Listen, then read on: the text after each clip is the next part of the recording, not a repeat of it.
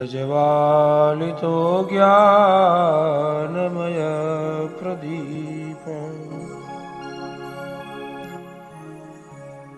बोलिए श्री भागवत भगवान के, श्री व्यास जी महाराज के, श्री सुखदेव जी महाराज की,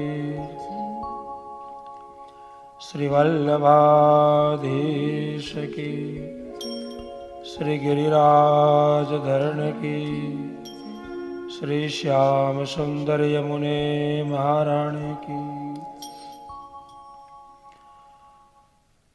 नमः पार्वती पतये हर हर महादेव।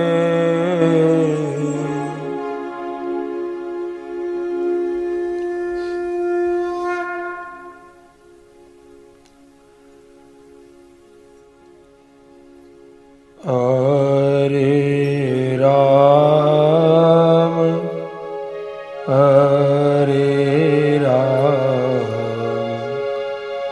राम राम हरे हरे,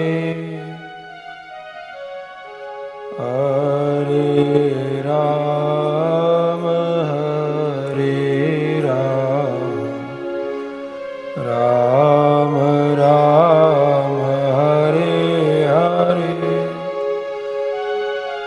हरे कृष्णा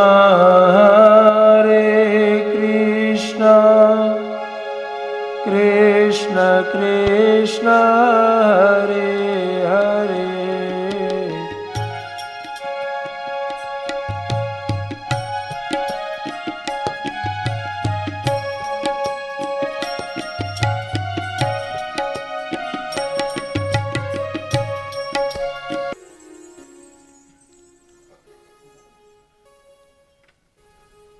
जन्माद्यस्य यतोऽन्वयादितरत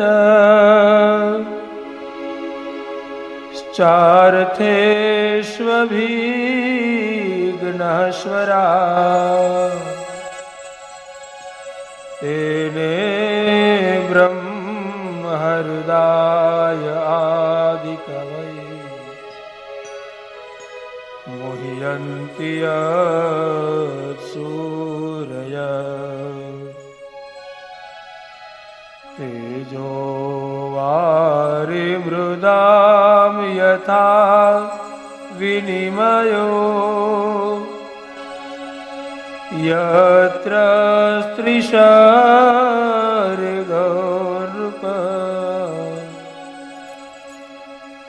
धाम्ना स्वेन सदा निरस्तकुहकम्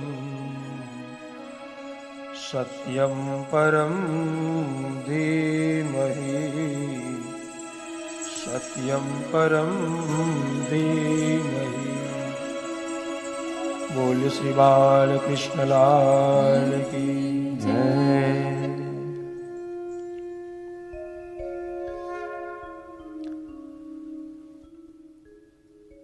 श्रीमद्भागवत ज्ञान यज्ञना દ્વિતીય દિવસે કથાને આગળ વધતા સત્રમાં શ્રી હિન્દુ નિર્ણય કોમ્યુનિટી સેન્ટર લેસ્ટર યુકેના આંગણેથી આપ સૌ કથાના મુખ્ય મનોરથી શ્રોતાગણ સંગીત વૃંદ વિજ્ઞાનના ઉપકરણથી કથા રસપાન કરતા શ્રોતાગણો અને આ કથાના સહયોગીઓ આપ સૌના હૃદયમાં બિરાજિત ઠાકોરજીના ચરણોમાં કોટી કોટી વંદન। હું ભૂલી જાવે પહેલા આજે કથાના યજમાનોમાંના એક મનોરથી ખોડિયાર પરિવાર, એમના બીજા નંબરના દીકરી પ્રીતિબેનનો આજે જન્મદિવસ છે। એમને એક જોરદાર તાળીઓથી આપણે વધાવીએ, આશીર્વાદ આપીએ।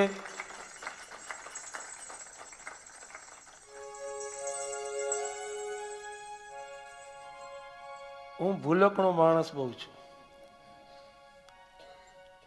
એટલે અમુક વસ્તુનું મને ટેન્શન હોય, પણ સુંદર કથાનું રસપાન જન્માદ્યસ્ય યતોન્વયાદિતરતશ્ચાર્થેષ્વ વિઘ્નશ્વરાર્તેને બ્રહ્મ હૃદય આદિ કવયે મુહ્યન્તિ યત સૂરયઃ તેજોવારિ મૃજામ યશા વિનિમયો યત્રિસર્ગો મૃષા ત્રિસર્ગો મૃષા ધામ્નાસ્ત્વેન સદા નિરસ્તકુહકમ સત્યમ પરમ ધીમહિ. શ્રીમદ ભાગવતજીની કથાના પ્રથમ સ્કંદનો પ્રથમ અધ્યાયનો પહેલો શ્લોક, or we can say this is the first slok of Srimad Bhagavad Katha. અને વ્યાસજી મહારાજે મંગલાચરણ કર્યું છે, કૃષ્ણ કનૈયાને રિસ્પેક્ટ કર્યા છે. નથી રામનું નામ લીધું, નથી કૃષ્ણનું નામ લીધું, નથી બ્રહ્મનું નામ લીધું, નથી પરમાત્માને યાદ કર્યા, પણ એમણે મંગલાચરણના શ્લોકની છેલ્લી લાઈનમાં કહ્યું કે હું એ ઈશ્વર, હું એ ઈષ્ટ, હું એ પરમાત્માનું વંદન કરું છું. ધીમહી એટલે આપણે બધા એનું ધ્યાન ધરીએ છીએ કે જે સાક્ષાત સત્યનું રૂપ છે. સત્યમ પરમ ધીમહી. વ્યાસજી મહારાજ કહે છે કે હે ઋષિવરો, હે પરમાત્મા, આ ભાગવતની રચના કર્યાના પહેલા શ્લોકમાં હું મારા એને નમસ્કાર છે કે જે સાક્ષાત સત્યનું રૂપ છે. એ પોતે જ સત્ય છે, એનાથી પછી બીજું કંઈ છે જ નહીં. આદિ અનાદિ, ભૂત ભવિષ્ય ને વર્તમાન છે, કર્તુમ અકર્તુમ અન્યથા કર્તુમ સમર્થ એવા સાક્ષાત સત્યનું રૂપ છે. એ કોણ છે? ભગવાન પરબ્રહ્મ પરમાત્માને ભાગવતજીના પ્રથમ શ્લોકમાં મંગલાચરણ કર્યું. ભાગવતજીનું પહેલા શ્લોકમાં જ થી સ્ટાર્ટ કર્યું અને શબ્દ જોવા જાય તો જન્મથી, જન્માદ્યસ્ય યતોન્વયાદિતરતઃ. જન્મ શબ્દ કથાકારે અહીંયા જન્મ શબ્દ મૂક્યો છે રચયિતાએ. અને આમ તો આપણું મંગલાચરણ જન્મથી જ ચાલુ થાય. 3 વખત મંગલાચરણ કરવું જોઈએ, સવારના, બપોરના અને સાંજે. હે કનૈયા, સવારના વહેલો જગાડ્યો, તારો આભાર. નહીં તો ખાટલામાં ગોટો વરી ગયો હોત તો કથામાં જવાત નહીં. એ પહેલું મંગલાચરણ. બીજું મંગલાચરણ બપોરના. હે પરમાત્મા, સવારથી બપોર મારી બહુ સારી ગઈ, ચાલ હું તને સંધ્યા કરું, મધ્યાહ્ન સંધ્યા. પ્રાતઃ પૂજા, મધ્યાહ્ન સંધ્યા. અને બપોરથી સાંજ સારી ગઈ એટલે હું સાયમ સંધ્યા, હું ઢળતા સૂર્યને અર્ઘ્ય આપી, પગે લાગી, દીવાબત્તી કરી, તુલસી ક્યારેક દીવો મૂકી અને પછી ગાયને આંગણામાં એક રોટલી આપી અને પછી મારા ઘરવાળાને, છોકરાને જમાડું. એટલે મારી સવારથી બપોર સારી, બપોરથી સાંજ સારી ને પછી ગુડ ઇવનિંગ થાય. 3 વખત મંગલાચરણ હોય. આપણે 3 મંગલાચરણ કરી લીધા. અહીંયા આવ્યા પછી 3 શબ્દમાં ગુડ મોર્નિંગ, ગુડ આફ્ટરનૂન અને ગુડ ઇવનિંગ. મંગલાચરણ થઈ ગયું. આ આપણું મંગલાચરણ નથી. મંગલ જેનું આચરણ છે, જેનું ડેઇલી રૂટીન લાઈફ છે, એ મંગલમય છે. એને મળવાથી આનંદ આવે, એની સાથે બેસવાથી મજા આવે, એને સાંભળવાથી કંઈક શીખવા મળે, એની હારે હાલવાથી કંઈક શરીરમાં નવી ઉર્જા મળે, એવા સગાની સાથે બેસવાથી કંઈક આધિવ્યાધિનો નાશ થાય.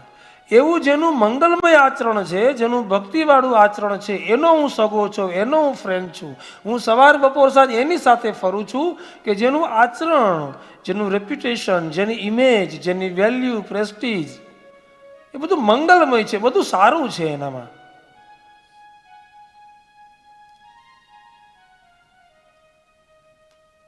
એટલે એવું આપણું આચરણ હોવું જોઈએ કે જે મંગલમય હોય.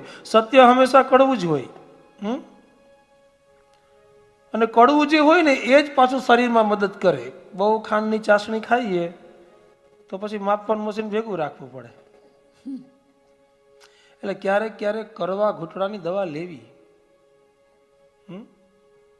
કડવા ઘૂંટડાની દવા લેવાની, એને પીવાની, એનાથી નિરોગી રહીએ, હેલ્ધી રહીએ. 3 રીતે હેલ્ધી રહીએ. કડવું જમીએ, પેટ સારું રહીએ. કડવું કોઈ કહી જાય, મગજને બુદ્ધિને અનુભવ મળે, શીખવા મળે, એનાથી શરીર સારું રહે, બીજી વાર સાવચેતી એલર્ટ રહીએ. મંગલ આચરણ કરવું જોઈએ. ભગવાને મંગલાચરણ કર્યું છે. શૌનકાદિ ઋષિઓને નૈમિષારણ્યના પરમ પવિત્ર ધામની અંદર, આ નૈમિષારણ્ય બહુ સરસ શબ્દ છે.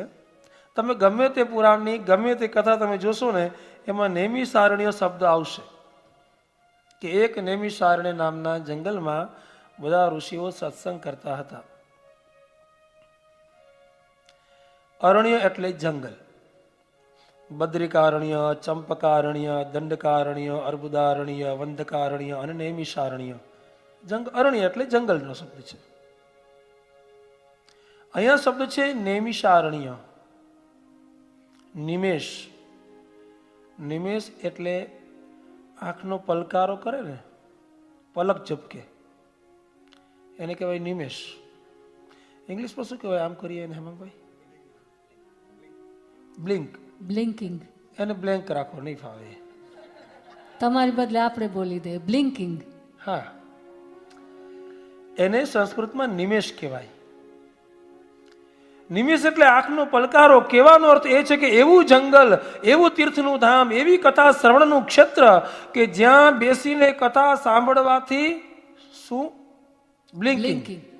એની પણ ઈચ્છા ન થાય, આંખનો પલક ઝબોકવાળવાની પણ ઈચ્છા ન થાય. એટલું તન્મયતાથી કથા સાંભળવાની જે ભૂમિમાં આપણને આતુરતાથી આનંદ આવે, એવા જંગલનું નામ નૈમિષારણ્ય છે. સંસ્કૃત શબ્દ છે કે જ્યાં બેસવાથી આંખનો પલક ઝબકવાની પણ ઈચ્છા ન થાય. સાંભળા જ રાખીએ, જયા જ રાખીએ, કથાઓ ચાલુ જ રાખીએ. અને અમે તો ચાલુ જ રાખીએ. આ 4 છે ને બીજા 4 ઊભા થઈ જાય તો હજી પાછળનું શ્રાદ્ધનું એક વીક ખાલી છે. હે, હા, તમારા 4 જણા આમ કરે એટલે અમારા હેમંતભાઈ ભારત સાંભળે છે, કાંઈ ને કઈ વ્યવસ્થા કરશે. અને હેમાંગભાઈ વાંચી લીધું, મેં વાંચી લીધું. હવે આપણે બીજા કોઈને પગલે બોલાવી આવશું.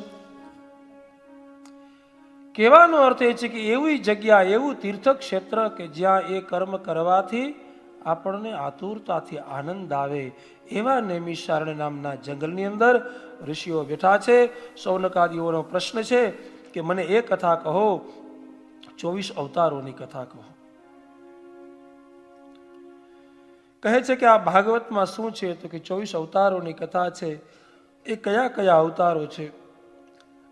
પહેલો અવતાર 4 કુમારોનો અવતાર થયો.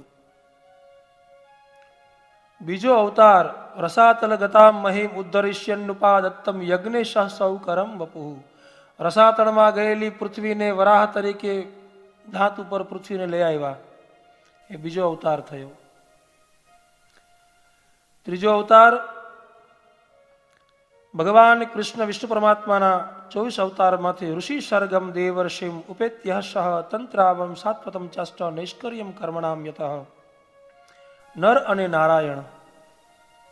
આપણે ભાગવતની કથાને અધ્યાય પ્રમાણે ધીમે ધીમે જવું છે, કારણ આ કથા નથી, આ વાર્તા નથી, આ એક અનુષ્ઠાન છે. અનુષ્ઠાન એને કહેવાય કે જેમાં કંઈ છૂટી ના જાય. અનુષ્ઠાન એને કહેવાય કે જેમાં પૂજા હોય, જેમાં વિધિ હોય, જેમાં કર્મ હોય, જેમાં પ્રદક્ષિણા હોય, જેમાં અન્નકૂટ હોય, જેમાં પ્રસંગો હોય, જેમાં આનંદ હોય, જેમાં જ્ઞાન હોય, જેને બધી કથાનો સાર થોડો થોડો લઈ લેવામાં આવે, અને સાથે થોડુંક દાન હોય, થોડુંક ભજન હોય, અને વધારે ભોજન પણ હોય. એવું હોય ને? એવું ના હોય. વધારે ભોજન હોય તો ઊંઘ આવે. ભજન વધારે ને ભોજન થોડુંક. નર અને નારાયણના અવતાર પછી પંચમઃ કપિલો નામ સિદ્ધેશ કાળ વિકૃતમ. 5મો અવતાર કપિલ મહારાજનો થયો. અને 6ઠો અવતાર છે અનુસયા અને અત્રિને ત્યાં દત્તાત્રેય ભગવાનનું પ્રાગટ્ય થયું. 7મો અવતાર આકુતિ અને રુચિને ત્યાં યજ્ઞ નારાયણ થયા. આ કથા એટલે સાંભળવાની છે કે કર્ણ રસાયણમ, કર્ણથી પીવાની છે. અને પિતૃઓ જ્યાં હોય ત્યાં આનંદ થાય, આનંદમાં જ હોય તો જ આવો અવસર મળે. અને 8મો અવતાર મેરુ દેવીને અને નાભીને ત્યાં થયો. વૃષભ અવતાર, ત્યાર પછી મત્સ્ય અવતાર ભગવાને લીધો છે. સત્યદેવને ઉદ્ધાર કર્યો છે.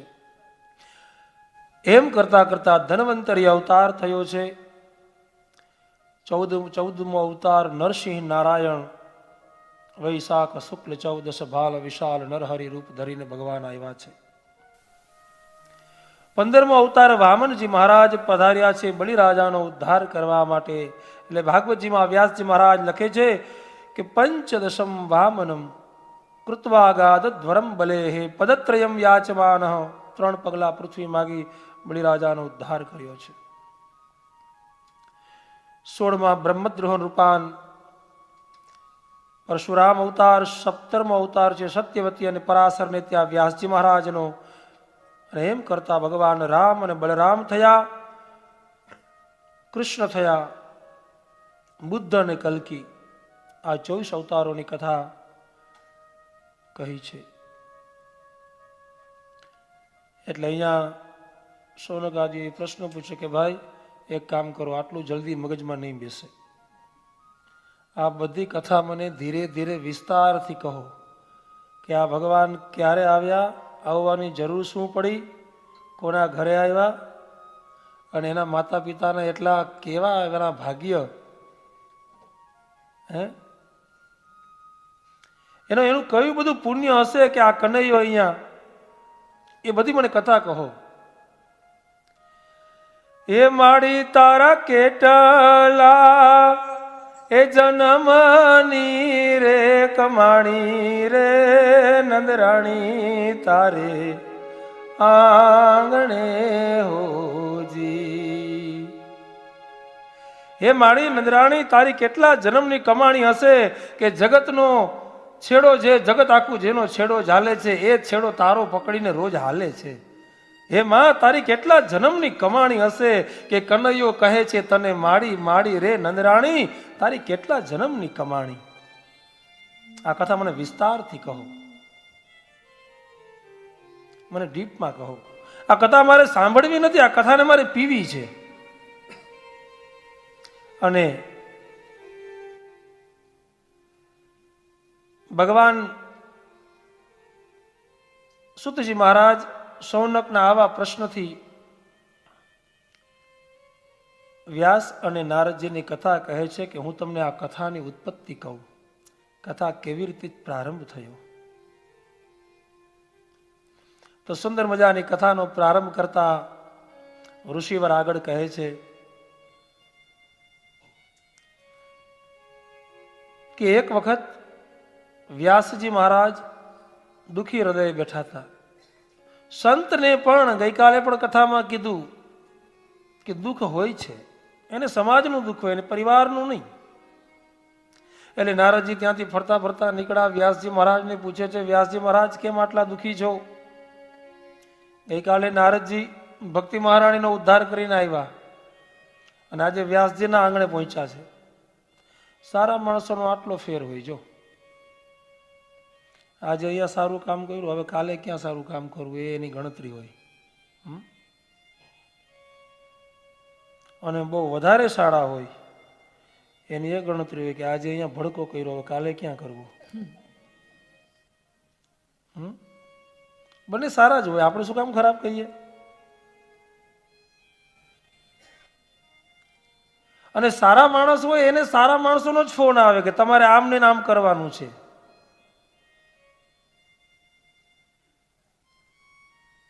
સારા માણસને સારું કામ કર્યા પહેલા નીંદર આવે નહીં, અને ખરાબ માણસને ત્યાં સુધી નીંદર ના આવે, રાત્રે વિચાર કરે કે આજે સારું કોઈને ઝઘડાવ્યા નહીં, કઈ એવું કામ ના કર્યું, કોઈના ભડકા ના કર્યા, આજે કઈ ચાન્સ ના મળ્યો, ધુબાકા ના કર્યા, ભડાકા ના કર્યા, આજે કાંઈ ના કર્યું.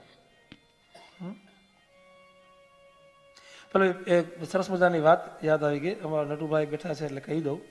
એક માણસ બીજાને માણસને બેઠેલો જોયો અને એણે એમ કીધું કે ભાઈ, ત્યાંથી એક બીજો માણસ નીકળ્યો તો કે તારી પાસે માચિસ છે, મારે સિગરેટ સળગાવી, એમ તો ના કહેવાય, આપણે પ્રગટાવવી.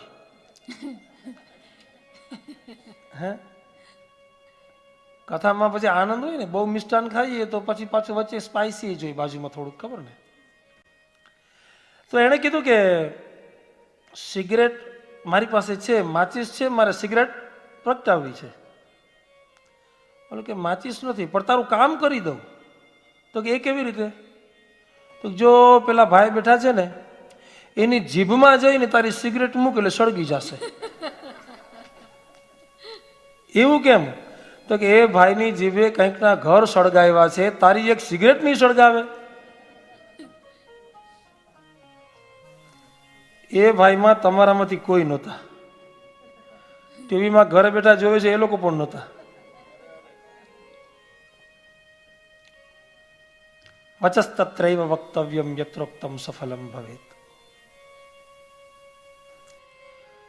કહેવાનો અર્થ એ છે કે સંત છે, સારો માણસ છે અને સારું કર્મ કરવું એ એનો ખોરાક છે. અહીંયા નારદજી ગઈકાલે ભક્તિ મહારાણીના દુઃખનું નિવારણ કરી અને અહીંયા વ્યાસજીના આશ્રમે પહોંચ્યા. વ્યાસજી એને વાત કરી કે ભાઈ મેં 17 પુરાણ રચ્યા પણ હજી મને શાંતિ નથી. મેં બ્રહ્મ પુરાણ રચ્યું છે, શિવ પુરાણ, ગરુ પુરાણ, મત્સ્ય પુરાણ, સ્કંદ પુરાણ, લિંગ પુરાણ, મેં કેટલા બધા પુરાણો 17 બનાવ્યા, 4 વેદ, 6 શાસ્ત્ર અને 17 પુરાણ, છતાં પણ મને શાંતિ નથી. વિચાર કરો, 17 પુરાણના રચયિતાને જો મનમાં શાંતિ ના હોય તો તમને મને ક્યારે મળશે? એમેઝોનમાં તો મળતી નથી કે ઓર્ડર કરી દઈએ. એવું તો નથી કે ઓલી કંપનીની બહુ શાંતિ સારી છે, ચાલ લઈને રસોડામાં મૂકી દઉં તો બેન થોડાક ઠામ ઓછા ખખડાવે.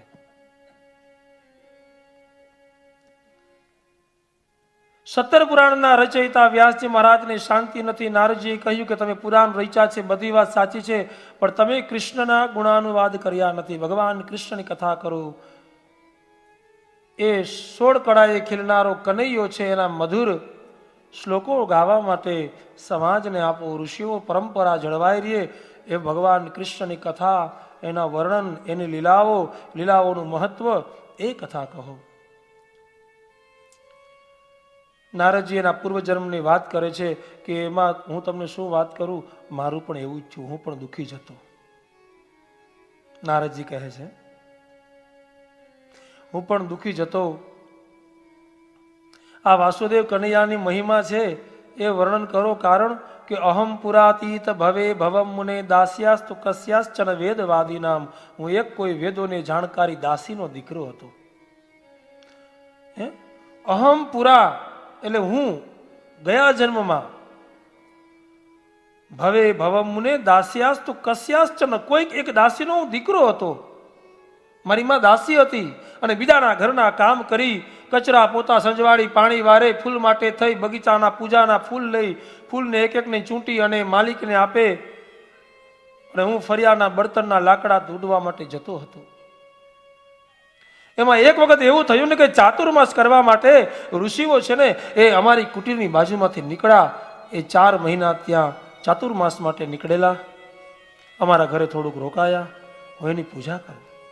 એ ઋષિઓની સેવા માટે હું એને દૂધ બનાવી દઉં, હું ગાયનું દૂધ લઈ આવું, હું અભિષેક માટે એમને પુષ્પ આપું, હું એમની સંધ્યા વંદનના વાસણ ધોઈ આપું, હું એમની સેવા કરું. મારી માં બીજાના ઘરના કામ કરે, હું આ ઋષિઓની સેવા કરતો.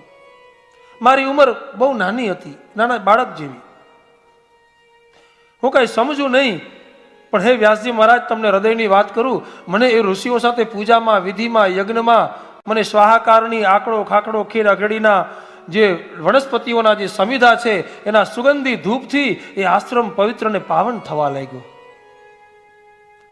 સુંદર મજાનું વાતાવરણ, રોજ યજ્ઞ થાય, સૂર્યનારાયણ ધીમો ધીમો તપતો હોય, આ ઋષિઓની બાજુમાં બેસી અને મને ભગવાન હારે પ્રેમ થવા માંડ્યો. આ ઋષિઓ ત્યાંથી નીકળી ગયા. મેં ઋષિઓનો હાથ પકડ્યો કે મારે તમારી સાથે આવવું છે, મારે તમારી સાથે આવું, મને લઈ જાઓ. ઋષિ કહે ના દીકરા, તારે હજી વાર છે, હજી તું કાચો ઘડો છો, તારી માથે તારા માનું ઋણ છે, ઋણ પૂરું કર. પેલા એ ઋણ પૂરું કરતું. એમ સંસાર છોડી, ઘર છોડીને જાય એને કાયર કહેવાય, પરિવારની જવાબદારી છે. ઘણા નથી આ કથા જીવતા શીખાડે છે. ઝઘડો થાય તો કે ઘર છોડી દેવું, વાંધો પડે તો હવે ના જોઈ. કેમ ભાઈ, તું તો ઇન્ડિયાની લોકલ બસમાં જતો હોય તો તને જગ્યા મળી જાય અને કોઈ માણસ એમ કે ભાઈ અહીંયા બેસી જાઓ, હું ઊભો થઈ જાઉં, તો તને જીવવાની મજા આવે કે જવાનો જીવવા જેવો છે. અને તને કોઈ ઊભો કરે કે ત્યાં મારું રિઝર્વેશન છે તો ઊભો થા, તો તને ગમે નહીં. એ કેવું કે તને સારું, એટલે સારું વેણ કવેણ સુવેણ આ જિંદગીના જીવનના પરિવારના જીવનનો એક પાયો છે. આ પાયાના માર્ગે તમારે મારે બધાએ હાલવાનું છે. છોડી દઉં એનો અર્થ એ થયો ને કે જો મને ગમે તો બરાબર, બાકી નહીં મેળ આવે. એમ જે છોડે છે એ પરિવારની જવાબદારીનું ઋણ પૂરું નથી કરી શકતો, એને વારંવાર ઋણ પૂરું કરવા આવવું જ પડે છે. પછી એ માતૃ ઋણ હોય, પિતૃ ઋણ હોય, દેવ ઋણ હોય, ઋષિ ઋણ હોય કે પોતાના ઈષ્ટનું ઋણ હોય, આ પંચ ઋણમાંથી મુક્તિ મળે ત્યારે તમારું દ્રવ્ય શુદ્ધ થાય. દ્રવ્ય શુદ્ધિ, આત્મશુદ્ધિ, માતૃશુદ્ધિ, પિતૃશુદ્ધિ અને દેવ શુદ્ધિ, આ પંચ શુદ્ધિ તમારા ઉપર આવે ત્યારે સમજવું તમારા આંગણે ભાગવતજી પધારે. બાકી દરેક માણસના ઘેર ભાગવતજી નથી આવતા. કરવું તો બધાને છે. સામાન્ય મહારાણીજીનો લોટી ઉત્સવ કરવો હોય તો 100 વાર વિચાર કરવો પડે, અને સહજતાથી જ્યારે આનંદમાં મળી જાય ત્યારે વિચારો કરવો પડે. વિચારશો એ ના મળે બાપ. સકલ પદાર્થ હે જગ માહી, પણ ભાગ્ય વિના નર પાવત નાહી. બધું છે જીવનમાં, પણ એને ના મળે. કેમ કે એને આમ કોઈ દિવસ કર્યું જ નથી. એક સંત માગવા જાય, ઓલો માણસ કોઈ દી કાંઈ ના આપે, તો એ ત્યાં રોજ જાય. પછી ગામના માણસો પૂછે કે ત્યાં શું લેવાના જાવ, કાંઈ આપતો તો છે નહીં તમને? કે કાંઈ વાંધો નહીં, કોક દિવસ તો આપશે. 1 વાર ગયો, 2 વાર ગયો, 3 વાર, રોજ કાંઈ ના આપે.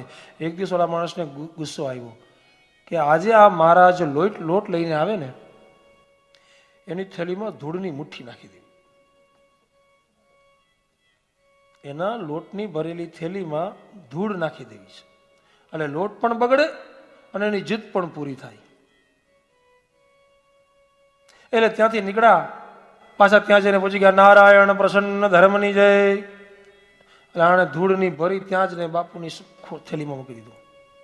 બાપુ રાજી થયા, ભગવાન તારું બહુ સારું કરે. બધા માણસોએ કીધું જો તારો લોટ બગાડી નાખ્યો, 20 ઘરનો માંગેલો હતો. તો કે હું બહુ રાજી થયો. તો કેમ? આણે કોઈ દિવસ કાંઈ નહોતું આપ્યું એટલે એને ખબર નહોતી કેમ અપાય.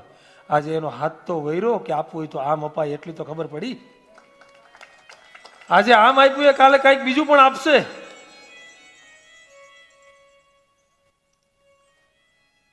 કોઈએ બહુ સરસ કીધું છે કે યાચિતારહ નૈવ યાચન્તે બોધયંતી ગૃહે ગૃહે. માંગવા વાળો એ માગણ માંગતો નથી, એ ઘરે ઘરે બોધ આપવા આવે છે કે ઉત્તિષ્ઠ જાગ્રય અને પ્રાપય. ઊભો થા, જાગ અને કાંઈક આપ. તું આપશો તો તારું પાપ હું લઈને જાઉં છું. ગાયત્રી સંધ્યા કરીને પાપને હું બાળું છું. હા, બાકી તો હાસ્યની વાત એવી છે કે બધા માણસો પાપનો નાશ કરવા માટે ગંગાજીમાં જાય. અમારા ભારતના લોક સાહિત્ય કલાકારો એમ કહે છે કે એ ગંગાજી છે ને એ પાપ 24 કલાક રાખે, પછી સાંજના ઢળતી સાંજે દરિયામાં ભળે, એટલે બધું એ પાપ દરિયામાં જાય. દરિયામાં દર પૂનમ દિવસે, પૂનમ અને અમાસમાં વીર આવે એટલે પાણી વધે, એટલે પાપ બારે આવે. અને પેલી સેવાર અને નિમક, સોલ્ટ, ખારું થઈને આવે પાપ. એ નિમક બધું ફેક્ટરી વાળા લઈ જાય, એને બધું પ્રોપર રિસાયકલ કરી, પેકિંગ કરી અને ઇમ્પોર્ટ એક્સપોર્ટ કરીને આપણા ઘરે પાછું મોકલાવે. ચટણી મીઠું, શાકભાજીમાં, કાકડીમાં, ટમેટામાં પાછું. આ સાયકલ છે. હાસ્ય વિનોદની વાત છે, પણ કહેવાનો અર્થ એ છે કે યાચિતારહ નૈવ યાચન્તે બોધયંતી ગૃહે ગૃહે. એ માંગતો નથી, એ આવે તમારી પાસે અને એમ કે છે કે ભલા માણસ, આજે સવારના સુમંગલ પ્રભાતમાં સોનાના સૂર્યનું કિરણ જોયું, તું નસીબદાર છો કે તું જીવતો જાગ્યો છો. તો ઉઠ, કંઈક દાન કર અને નવું કંઈક પ્રાપ્ત કર. એટલે સંતે એમ કીધું કે આજે ધૂળ આપી, એક કાલે કંઈક બીજું પણ આપશે. એ કલ્યાણ કરવા માટે આવે છે. તમારી પાસે કોઈ સેવા માંગવાનું કે કાંઈ મનોરથનું કે તો સમજજો કે કે બ્રાહ્મણ હોય, એ સંત હોય, કે સંસ્થા હોય, કે સંસ્થાના કાર્યકર્તા હોય, એને એના માટે નથી જોતું. એ તો આપણી સમાજની સંસ્થાને જાળવી રાખવા માટે આવું બધું કરે છે. બાકી એને ક્યાં બિઝનેસમાંથી નવરાત પણ છે કે પોતાના ધક્કા ખાઈને અહીંયા કામ કરવું. એટલે એને તો આપણા કરતા વધારે ધન્યવાદ છે કે સમાજ માટે કરવાની.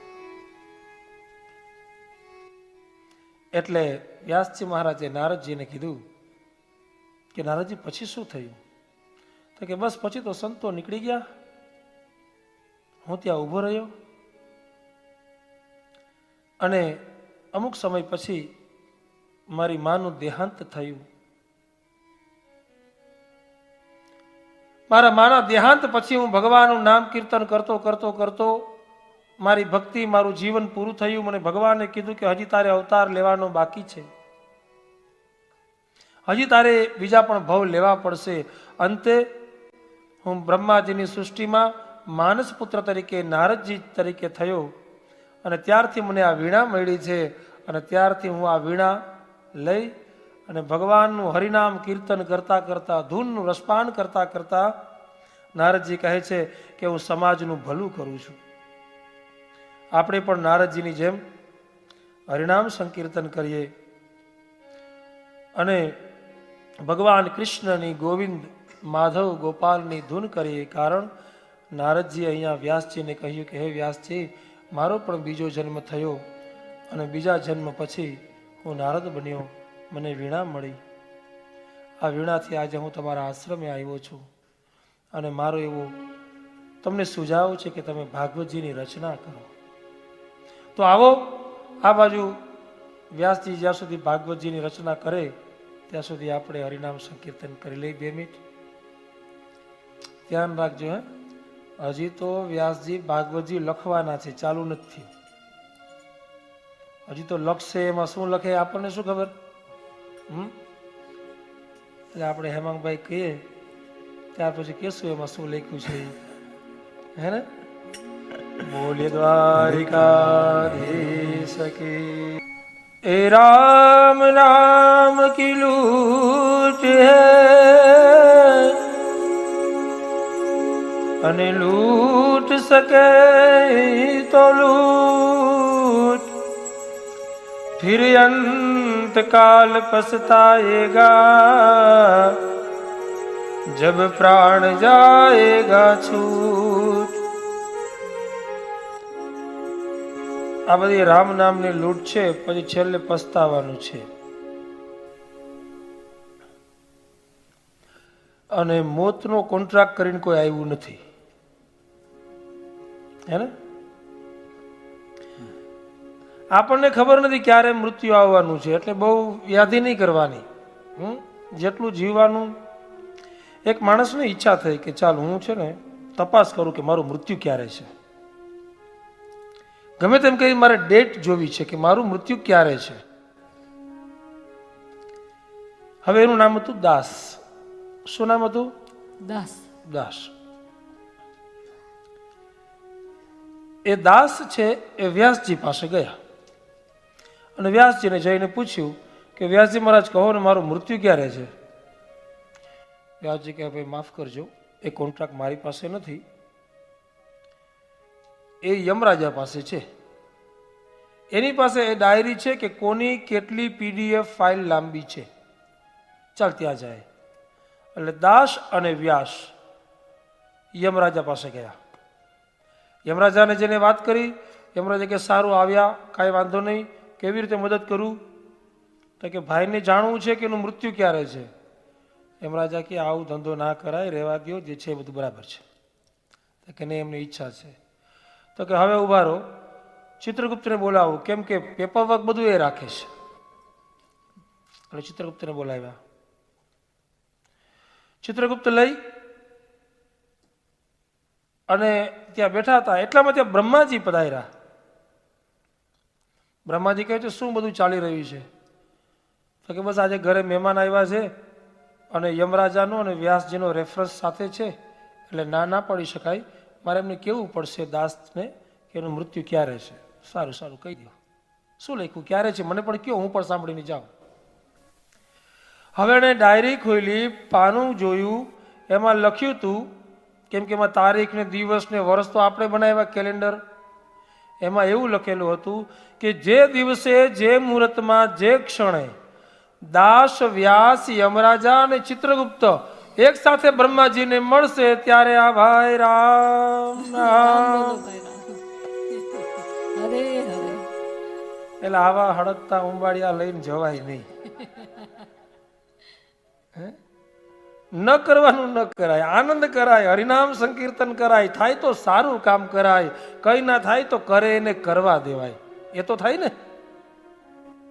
બસ આદત બુરી સુધાર લો, બસ હો ગયા ભજન. આદત બુરી સુધાર લો, બસ હો ગયા ભજન. બુરી આદત સુધરી જાય તો પણ ભજન થઈ ગયું.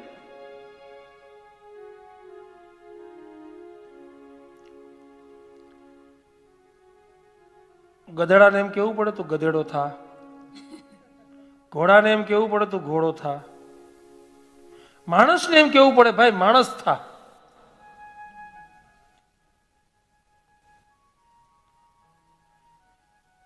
પણ વ્યાસજી મહારાજને દુઃખ થયું. વ્યાસજીએ નારદજીની સલાહ સાંભળી, તપ કર્યું છે,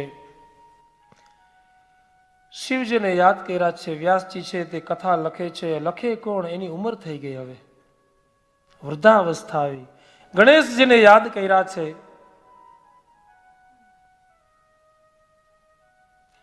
ગણપતિને યાદ કર્યા વ્યાસજીએ કે તમારા જેવું લખવામાં કોઈ સારું નથી, તમે આવો, હું બોલું ને આપણે લખીએ.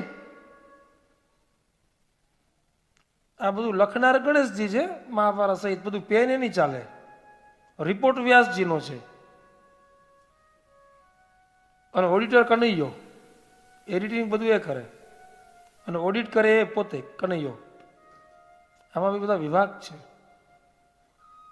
અને પબ્લિશ કરવાનું, માર્કેટિંગ કરવાનું, એમના માટે સૂતજી મહારાજ, સૌનક આદિ ઋષિઓ છે. અને એનું ઘરાક બધા આપણે છીએ. ધર્મના માર્ગનું ઘરાક થવું એ બહુ સારી વાત છે. એટલે ગણપતિજીને વ્યાસજી મહારાજે યાદ કર્યા છે. વ્યાસજી મહારાજે ગણેશજીએ કહ્યું કે હું લખતો તો જઈશ, પણ મારી એક શરત છે, જો તમે લખવાનું બંધ કર્યું તો હું ઊભો થઈને ઘરે વહી જઈશ. વ્યાસજી કહે મંજૂર છે, પણ જો લખવામાં કાંઈ ભૂલ કરી તો એ જવાબદારી તમારી છે. હું બોલ્યો જ જઈશ, કાંઈ ભૂલ થઈ તો એ જવાબદારી તમારી. એટલે સરસ મજાનું ભાગવતજી લઈ સામા ભોજપત્ર અને તામ્રપત્ર જેવા પત્ર લઈને ઉપર લખવા માટે બેઠા. વ્યાસજીએ પેલા ગણેશજીનું સ્મરણ કર્યું છે. હે ગૌરી તારા પુત્રને મધુરાય સમરે મો, એ દિવસે સમરે હાટ વાણીઓ, એ રાત્રે સમરે સંતને ચોર. પણ દુદાડો દુઃખ ભંજણો, હે સદાને બાળે વેશ. પણ સમરતા લક્ષ લાભ દિયે, હે ગૌરી પુત્ર ગણેશ. હે સમરતા લક્ષ લાભ દિયે, હે મારો ગૌરી પુત્ર ગણેશ. વ્યાસજી મહારાજ સુંદર મજાના શ્લોકો લખતા જાય. ગણપતિ લખે, વ્યાસજી બોલે, વચ્ચે એક અઘરો શ્લોક મૂકે છે. ગણપતિજીને એનો વિસ્તાર કરતા વાર લાગે ત્યાં સુધીમાં વ્યાસજી સંધ્યા વંદન વગેરે કર્મ કરે છે. એમ કરતા કરતા 18,000 શ્લોક, 12 સ્કંદ એટલે 12 ચેપ્ટર્સ, 360 જેટલા અધ્યાય અને 18,000 શ્લોક નું શ્રીમદ ભાગવત કથા વ્યાસજીએ રચ્યું. વૃદ્ધ થઈ ગયા, હવે આનો વિસ્તાર કોણ કરે?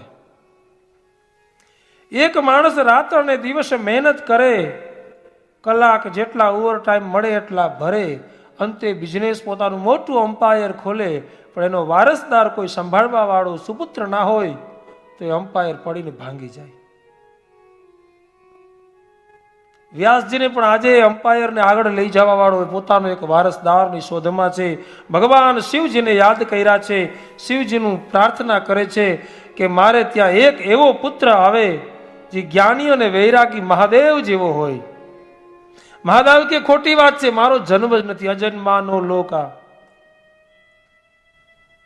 કિમ વયવંતોપી જગતામ અધિષ્ઠાતારમ કિમ જન વિધિ નૃત્ય રવશ. પણ નારદજી છે ને, ના રદ, જેનું એપ્લિકેશન કોઈ પણ જગ્યાએ રદ મીન્સ કે રિફ્યુઝ ના થાય એનું નામ નારદ. હવે નારદજીને ખબર હતી કે આ લખી તો નાખ્યું છે, હવે આનો વારસદાર.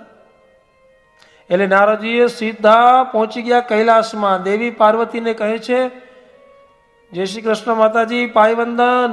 આવો આવો નારદજી, બેસો બેસો, આજે તમે પધાર્યા છો.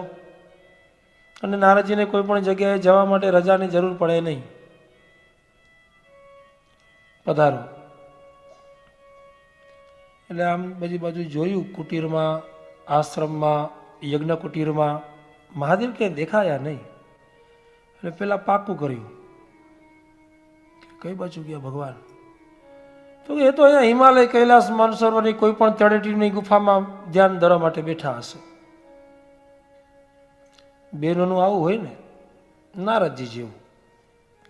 પેલા ગલી પાસેથી નીકળે રસ્તા પરથી, જય શ્રી કૃષ્ણ, જય શ્રી કૃષ્ણ. અહીંયા રહ્યો છો? આપણે કે બીજાના ઘરે તો સીધા ના ઉતારાય ને. હા, અહીંયા જ રહી છે.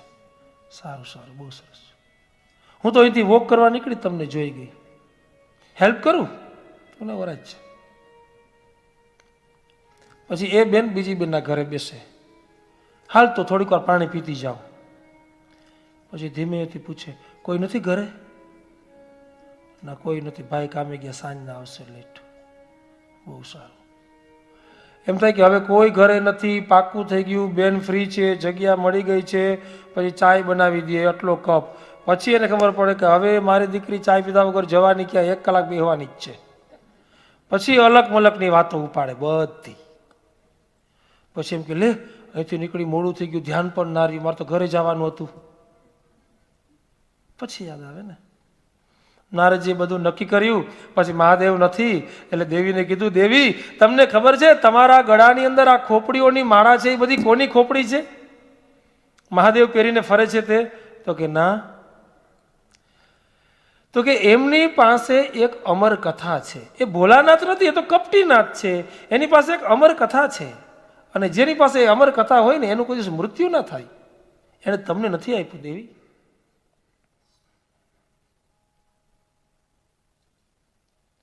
પાર્વતીજી કે આજે ઘરે આવવા દો, આજે ખબર. બહેનોનો એ બહુ પાવર હોય. એમ કે નહીં કે આજે એ બહેનો ને કાંઈક તકલીફ છે ને, આપણે ઘરે જઈને ખબર પડી જાય. અને મારે પણ આજે ભગવાન કહે આજે જ એવો દિવસ છે કે આ વાત હું કહી શકીશ, કેમ કે આજે ગેરહાજર છે, પછી રોજ હાજર છે. આજે મને ખબર છે કે ઘરે જોઈ શકે એવું બી એને ટાઈમ નથી. તો કહી દો, પણ તમે લોકો કોઈ કહેતા નહીં. તો અમે કહી દેશું. ઘરના જ છો, આ હોલમાંથી ક્યાંય વાત બહાર નહીં જવી જોઈએ. જાશે, આસ્થામાં જાય છે. જો આસ્થામાં જાય છે.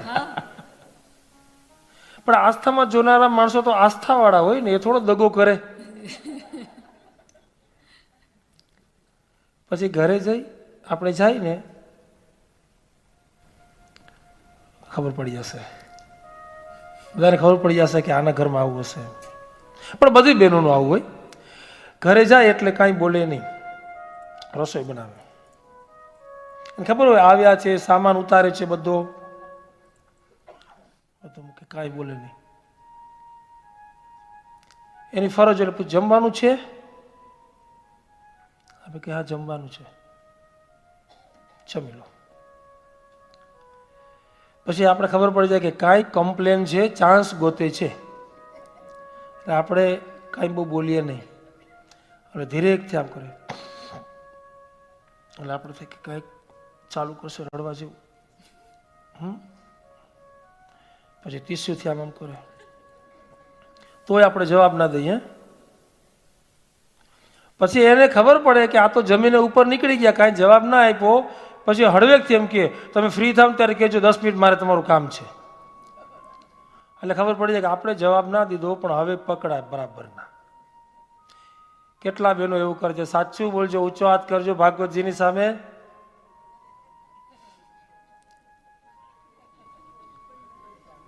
બધાય સારા છે. તો પછી મારે પણ આવું નથી થતું હો ભાઈ, તો પછી હું પણ તમારા જેવો જ છું. આને પ્રેમ કલહ કહેવાય, અને આવું હોવું જોઈએ. ના કરતા હોય તો કરજો આજથી. એ તો ધન્યવાદ છે આ વડીલોને કે તમે લોકો તરી ગયા બાપજી, કે સારા જીવન સાથી મળી ગયા. હવે પછી ખબર નથી 10-20 વર્ષ પછી એ માન, એ મર્યાદા, એ લાગણી, એ પ્રેમ, એ નિષ્ઠા, એ કરી છૂટવાની ભાવના, એ જવાબદારી, એ પરંપરા, એ કુળની મર્યાદા, એ સમાજની શરમ. તમે બધા ધન્યવાદને પાત્ર છો, ભાગ્યશાળી છો. કંઈ ના મળ્યું હોય તો આ મળ્યું છે ને, એ જ આજના જમાનામાં દ્વારકાધીશનો મોટો આભાર કહેવાય કે જીવન સાથી સારા મળે. અને તો જ આટલી સુંદર મજાની કથા સાંભળી શકતા હોય અહીંયા બેસીને. એટલે પાર્વતીજીને કહ્યું, પાર્વતીજીએ ત્યાં જઈને વાત કરી છે, ભોળાનાથ પધાર્યા છે, પાર્વતીજી રિસાણા છે, અને પાર્વતીજીએ કીધું કે આ તમારી પાસે આ ખોપરીઓની માળા. તો કે હા દેવી, આજે ઘરે નારદજી આવ્યા હતા. હા સમજી ગયા, પણ દેવી તમે મને ક્યારેય પૂછ્યું નથી. પૂછ્યું નથી એટલે મેં ક્યારેય કીધું નથી. પૂછ્યા વગર કોઈને કાંઈ કહેવું નહીં, એને ડાપણ કહેવાય. અને એકવાર કીધા પછી ન સમજે અને બીજી વાર કેવું નહીં. અને ત્રીજી વખત કહીએ અને ગણકારે નહીં. એની સાથે બહુ કહેવાથી રહેવાથી કે કંઈ પણ કરવાથી કંઈ ફાયદો નહીં. આ નકારના લક્ષણ છે સાહિત્ય શાસ્ત્રમાં. ભગવાન શિવજી માં ભગવતી પાર્વતીજીને લઈ ગયા છે કે હાલો દેવી, હવે હું તમને એવી અમર કથા સંભળાવું, પણ જોજો હો કોઈ દૈત્ય, કોઈ રાક્ષસ ના સાંભળી જાય. અને આ કથા છે ભગવાન શિવજી ભોળાનાથે હિમાલયની ટોચ ઉપર અમરનાથની જે જગ્યા છે એ અમર કથા, એ અમર થનારી કથા મારા નાથે અમરનાથની જગ્યામાં પાર્વતીને બેસાડી ત્યાં ગુફામાં ને કથા કહી છે, જ્યાં આજે આપણે બધા ત્યાં જઈએ છીએ. એ અમરનાથ છે. અને હું તો હિન્દુ મંદિરના કાર્યકર્તાને કહું છું કે કથા પૂજા હવન યજ્ઞ બહુ થઈ ગયા. આ વિદેશોમાંથી બધા માણસો વ્યક્તિગત જાય છે જાત્રાઓ કરવા, પર્સનલી ફેમિલી ટૂર. હવે કાંઈક એવું કરે કોઈ પણ સંસ્થા કે કોઈ પણ આપણી સનાતની મંદિર, કોઈ પણ સનાતની સંસ્થા, આપણા ધર્મની સંસ્થા, કે અહીંથી તમે 4 ધામની જાત્રા ગોઠવો. મંદિરના કાર્યકર્તાઓ એવું બધું કરવાનું છે. હે બાપજી, 15, 20, 50 માણસો 12 જ્યોતિર્લિંગની મંદિરોમાંથી જાય. એટલે આપણને પૂજા વિધિ ખબર હોય, આપણે રીત ખબર હોય, આપણે આનંદ હોય. અંતાક્ષરી પણ રમશું, મજા કરશું. બધી વાર હનુમાન ચાલીસા નહીં ગાઈએ. ક્યારેક બધી વાર બટેટા અને શું કહેવાય પેલું આફ્રિકામાં મોગો એવું નહીં કરીએ. ક્યારેક તમને ત્યાં આપણે પાસ્તા અને પીઝા એ બી કરશું. કોરોના જતો રહ્યો અને જવાનું થાય. રસીલાબેન બહુ યાત્રા કરી, બહુ બધી બાજુ ગયા. નાની જાત્રા 15 દિવસ કેટલા જણા આવે થાય તો ઊંચો હાથ કરો. જો ભગવાનમાં કોને મજા આવે, કદાચ બધું મળી જાય ઘરે બેઠા તૈયાર. તો હું પેલા તૈયાર છું. 25 માણસ તો તૈયાર છે. 25 માણસ તો તૈયાર. જો હોલિડે પીરિયડ હોય, જાત્રામાં જાય, પ્લેનમાં આપણું એક માણસ છેલ્લેથી બૂમ પાડે, મમરા મારી પાસે છે, થેપલા મારી પાસે છે. આમાં ઈલાબેન જેવા આગળ બેઠા હોય કે એ અહીંના અવતાર્યો હમણાં અહીં જગાશે. આ મજા છે, આ આનંદ છે બાપ, આ કથા છે. અને હસો, આનંદ કરો અને ભક્તિ સાથે કથા કરો. દાન, પુણ્ય, કથા, એકતા, યુનિટી, ટીમવર્ક, માન, મર્યાદા, સન્માન, પ્રેરણા, આ મોજ છે. એમાં ધીરેથી છાનામાના કોઈ માસી છે ને એ પોચું પોચું સમોસું કાઢતા હોય રૂમાલમાંથી, કેવી મજા આવે. મહારાજ દેખી જાય એટલે મહારાજને ના પાડે, મહારાજ તમને આપું, બાજુ પછી નટુ મહારાજને દેવું પડે. હેમાંગભાઈ પાસે કઈ વધે નહીં. આવી જાત્રા પ્લેનમાં 50 માણસ આપણા હોય, પ્લેન વાળા સાફ કરે એટલે એને ખબર પડે કે આ ફોતરા છે ને એ મમરા સાથે કઈક ખાધું છે એના છે. આવું કરવાની જરૂર છે ભલા માણસ. અને હોય તો આવો કે ના આવો, આસ્થામાં સંભળાય તો જોરથી બોલો તો, આવો કે ના આવો? આવીએ ને, આવીએ ડેફિનેટલી. કથા પૂરી થાય પછી એટલે પાર્વતીજીને કીધું કે તમે પણ હાલો. એટલે પાર્વતીજીને સુંદર મજાની અમર કથા કહે છે. અને એ અમર કથા કહેતા કહેતા ભગવાન ભોળાનાથે આખી સૃષ્ટિમાં એક માયા મૂકી દીધી કે કોઈ પણ અનઅધિકારી જીવ સાંભળી ના જાય. દૂર જોયું તો એક પોપટનું તૂટેલું ઈંડું પડેલું હતું, તૂટેલું. ધીરે ધીરે કથા થઈ. ભગવાન શિવજીએ પાર્વતીને કીધું કે દેવી તમારે હરે નમઃનો વચ્ચે વચ્ચે નાદ કરવાનો છે. એક સ્કંદ, બીજો, ત્રીજો, ચોથો, પાંચમો, એમ કરતા કરતા દેવી કહે હરે નમઃ. ભગવાન ભોળિયોનાથ કનૈયાની કથા કરે. શરમ ત્યાં આવે કે વૈષ્ણવો એમ કહે છે કે અમે શિવનું નામ ન બોલીએ. શિવે તો બાપ સાક્ષાત આ ભાગવત કથા કહી છે. તમે જ્યારે એમ કહો છો ને કે અમે શિવનું નામ નથી બોલતા, અમે પરમ પરિપક્વ વૈષ્ણવ છીએ, ત્યારે શિવ અને કૃષ્ણ બંનેનું અપમાન છે. ભગવાન શ્રીમદ ભગવત ગીતાની અંદર કૃષ્ણ કનૈયા પોતે કહે છે કે વૈષ્ણવા નામ શિવોહમ, કે વૈષ્ણવમાં હું શિવ છું. અને અહીંયા શિવજી છે એ કૃષ્ણની કથા કરે છે. તો એ બંનેમાં કાંઈ ભેદ નથી, નોખા તો આપણે પાડ્યા છે.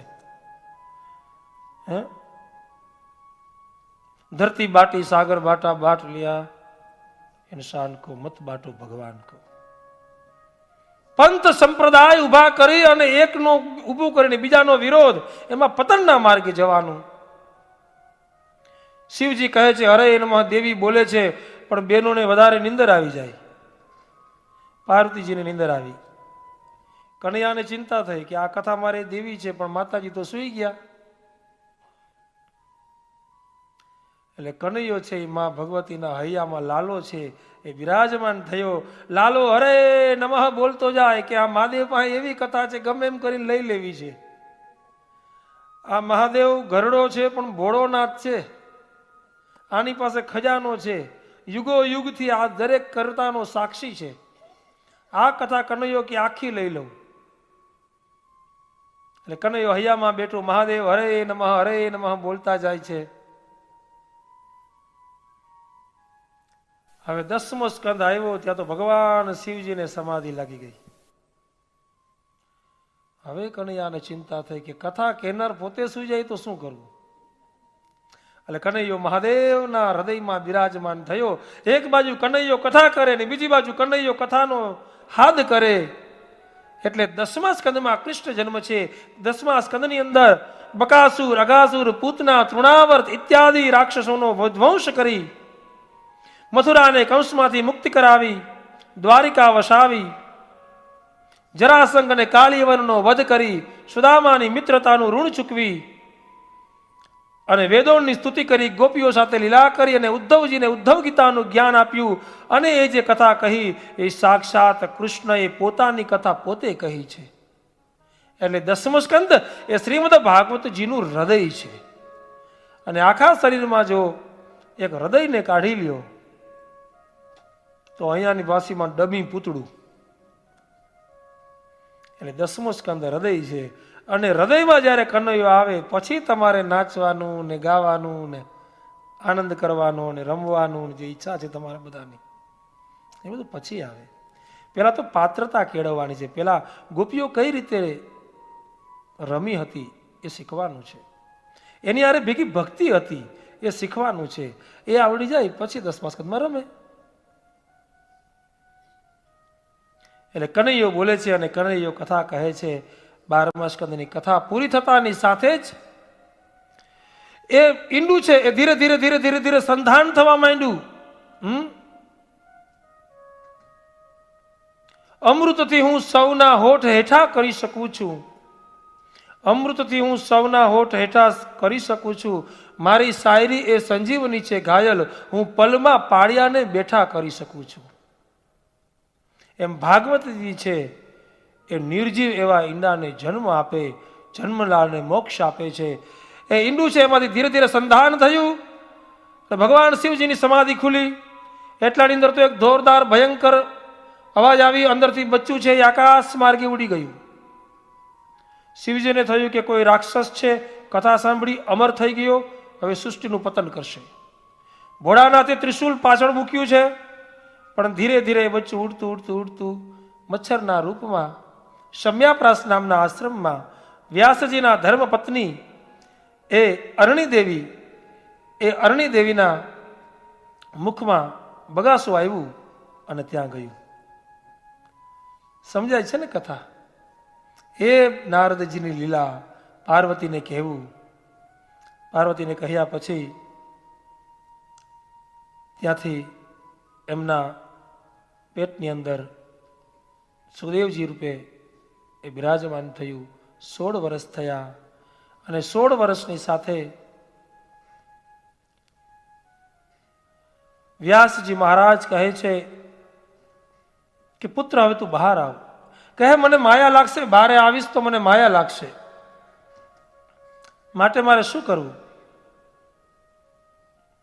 વ્યાસજી કહે છે હું તને વચન આપું છું, જા, તને માયા નહીં લાગે.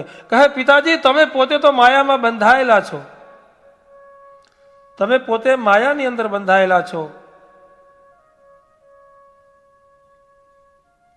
મને તો માયાપતિ આવીને જો આશીર્વાદ આપે ને વચન આપે ને તો હું બારે આવું. કૃષ્ણને યાદ કર્યા છે. કૃષ્ણએ જેમ ગર્ભની અંદર રાજા પરીક્ષિતને રક્ષણ કર્યું, સુખદેવજી મહારાજનું રક્ષણ કરી. સુખદેવજી મહારાજનું પ્રાગટ્ય થયું છે. પ્રાગટ્યની સાથે દોડવા લાગ્યા છે.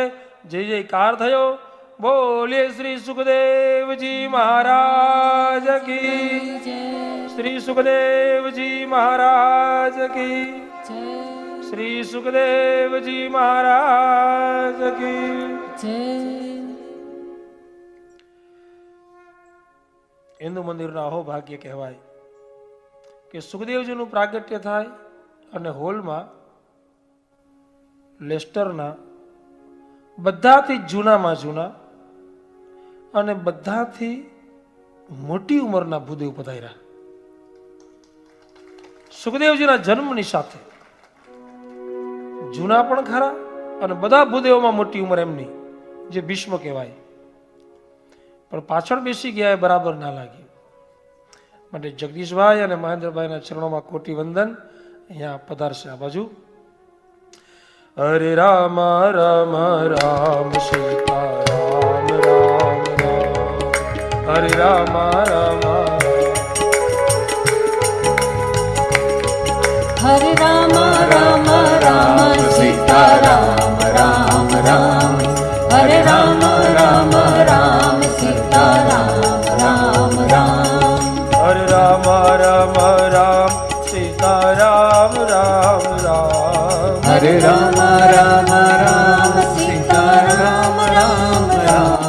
હરે રામ રામ રામ સીતા રામ રામ રામ. હરે રામ રામ રામ સીતા રામ રામ રામ. હરે રામ રામ રામ સીતા રામ રામ રામ. હરે રામ રામ રામ સીતા રામ રામ રામ. હરે રામ રામ રામ સીતા રામ રામ રામ. હરે રામ રામ રામ સીતા રામ રામ રામ. હરે રામ રામ રામ સીતા રામ રામ રામ. સુખદેવજી મહારાજ દોડતા જન્મતાની સાથે દોડવા લાગ્યા છે. એકદમ દોડતા આગળ જાય. પાછળ વ્યાસજી યમ પ્રવ્રજંતમનુપેતમપેત કૃત્યમ દ્વૈપાયનો વિરહ કાતર આજુહાવ. આગળ અવધૂત વેશની અંદર સુખદેવજી મહારાજ નગ્ન અવસ્થામાં દિગંબર અવસ્થાની અંદર સુખદેવજી મહારાજ દોડવા લાગ્યા. પાછળ વ્યાસજી કહે છે, પુત્રે હે પુત્ર પુત્રે તન્મયતયા તરવોભિનેદુ સ્તમ સર્વભૂત હૃદયમ મુનિમાનતોસ્મી. શ્રીમદ ભાગવતજીના પ્રથમ સ્કંદના પ્રથમ અધ્યાયનો બીજો શ્લોક પહોંચ્યા છે. પહેલા શ્લોકમાં મંગલાચરણ કર્યા પછી બીજા શ્લોકે, અને આવા 18,000 શ્લોકની કથા ધીરે ધીરે વધવી જોઈએ આગળ. તો કેટલા દિવસ લાગે ને કેટલી વીક જોઈએ અને બીજા કેટલા યજમાન જોઈએ ત્યારે થાય. આ 4 યજમાને ફાઉન્ડેશન કરી દીધું, આ રથને આગળ મૂકી દીધો. હવે રથયાત્રાની જેમ બીજા 4 યજમાને આની દોરી આગળ ખેંચવાની છે. ત્યારથી આગળ કથા જાય ને. કેમ કે સુખદેવજી તો ગંગાના તટ પાસેથી નીકળ્યા છે. વ્યાસજી મહારાજ દુઃખી અવસ્થામાં પુત્રેતિ તન્મયતયા તરવોભિનેદુ, હે પુત્ર તરુવરને કહે છે, વૃક્ષોને તમે મારા દીકરાને જોયો છે? નદી નાળા સમુદ્રને પૂછે છે, વિચાર કરો 18 પુરાણનો રચયિતા બાપ થયા પછી પણ દીકરામાં એની મમતા છે. એ વયોવૃદ્ધ પાતળું શરીર, ખંભે જનોય, શ્વેત વસ્ત્ર પહેરેલા, એકદમ સફેદ દાઢી, મોટા વાળ છે, અને એ વૃદ્ધ જગતને શ્રીમદ ભાગવતજીનો વારસો આપવા માટે થઈને પોતાની દીકરાની પાછળ ગાંડાની જેમ દોટ મૂકીને કહે છે, હે વૃક્ષો તમે મારા દીકરાને જોયો? હે નદી તારા ઝરણામાંથી મને જવાબ આપ કે મારા દીકરાને અહીંથી દોડતો દોડતો નીકળતો તે જોયો છે? પુત્રેથી તન્મયતયા તન્મય થઈ ગયો છે. તરવહ અભિનેદુ, તરવહ એટલે જાળવાઓ, એને સંબોધન કરે છે તે જોયો? અને ત્યારે જાળવાઓ અવાજ આપે છે, એ નથી મફતમાં મળતા રે એના મૂલ ચૂકવવા પડતા રે સંતને, સંતપણા રે રે રે રે રે નથી મફતમાં મળતા. સંતોને એના સંતપણા મફતમાં નથી મળતા. એને ઘર બાર વ્યવહાર પુત્ર પરિવારનો ત્યાગ કરવો પડે છે. નથી મફતમાં મળતા, એના મૂળ ચૂકવવા પડતા. દરેક માણસ જે તે એની જગ્યાએ છે ને એની પાછળ એનો પરિશ્રમ છે, એની મહેનત છે, એનો પુરુષાર્થ છે, એની 3 પેઢીઓના બલિદાન છે. એક પેઢી બલિદાન આપે, સેક્રિફાઈસ, બીજી પેઢી ઘસાય, ત્યારે ત્રીજી પેઢી એના દીકરાઓ છે એ પોતે એક સારા બિઝનેસમાં સંસ્કાર લઈ અને એની ખુરશી ઉપર બેસે. 3 પેઢી ઘસાય. સગર હોય, દિલીપ હોય, ત્યારે ભગીરથ એના દીકરો ગંગાજીને લઈ આવે. 3 પેઢીના તપ હોય ને બાપ, ત્યારે આ સોફા ઉપર બેસી અને કથા કરવાનો અને સાંભળવાનો ભગવાનની કૃપાથી એમને નથી મળતો. એની પાછળ વડીલોના પુણ્ય હોવા જોઈએ. બાકી બેસવું તો બધાઈને છે. નથી મફતમાં મળતા, એના મૂળ ચૂકવવા પડતા. સંતને સંતપણા નથી મફતમાં મળતા. પણ એની પાછળનું સેક્રિફાઈસ કોણ જોવે છે? એની પાછળની મહેનત, પુરુષાર્થ, ભોગ એ કોને ખબર છે? દુઃખની વાત છે જ્યારે કોઈ માણસ મળીને આવે એમ કે ભાઈ ભાઈ તમારે જલસા છે. આ વિચારધારાને કાઢો. એ જલસા તું અહીંયા આવ, કર, બેસ આગળ. સોનાનો સોફો મઢાવી દેવો છે. હેમ એટલે સોનું, અહીંયા જ રાખ્યું છે. સોનાનું અંગ છે હેમાંગ, એને કહે સોનાનો સોફો લઈ આવો. એટલે જાળવાઓ વ્યાસજી મહારાજને કહે છે કે નથી મફતમાં મળતા, જવા દો એ દીકરાને, જગતને સમર્પિત કરી દો. એના માટે એનો અવતાર થયો છે. પણ એ તો નીકળી ગયા. અને આ તો વયોવૃદ્ધ બાપ, દીકરો તો જુવાન 16 વર્ષની ઉંમર, દોડતો નીકળી ગયો. વ્યાસજી થાકીને બેઠા, નજર પડી ગંગા કિનારે ગોપીઓ છે. એ વ્યાસજીને જોઈ અને નહાતી ગોપીઓએ પોતાના વસ્ત્રથી પોતાનું શરીર ઢાંકી લીધું. એટલે વ્યાસજી જોઈને દુઃખી થઈ ગયા કે મારો દીકરો જુવાન 16 વર્ષનો અહીંથી ગયો, ત્યારે તમને લજ્જાયુક્ત થઈને તમે વસ્ત્ર તમારા શરીર ઉપર મૂક્યા નહીં, અને હું તો વૃદ્ધ, તમે મારી દીકરીઓની દીકરી જેવડીઓ છો, અને તમે તમારું શરીર માટે, વસ્ત્ર માટે દોડાદોડી કરી. કેમ? ત્યારે ગોપીઓ પણ એમ કહે છે કે હે વ્યાસજી મહારાજ, તમને તો બાપ સંસારની માયાનું ભાન છે, સ્ત્રી પુરુષનું તમને ભાન છે, પણ તમારો દીકરો તો એ વૈરાગી છે કે જેને સ્ત્રી અને પુરુષમાં કાંઈ ભેદ જ નથી, તો એનાથી અમારે શું યાદી?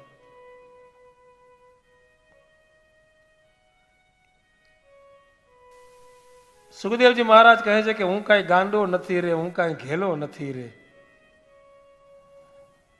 મારે આ માયાને સંસારમાં આવીને પડવું નથી, મારે તો હરિને ભજવો છે.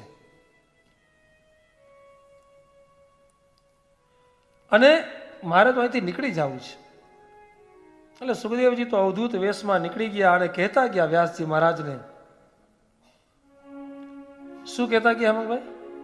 એ હું કઈ ગાંડો. ભગવાન કહે છે કે હું કઈ એવો ગાંડો નથી.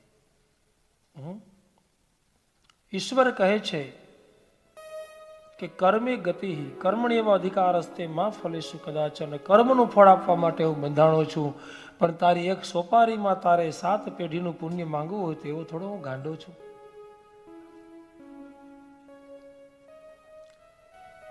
સુખદેવજી કહે છે કે હું પણ ગાંડો નથી. પણ સુખદેવજી તો ગાંડા થયા. કેમાં થયા? ભાગવતજીના શ્લોકો પાછળ, કૃષ્ણની પાછળ ગાંડા થયા.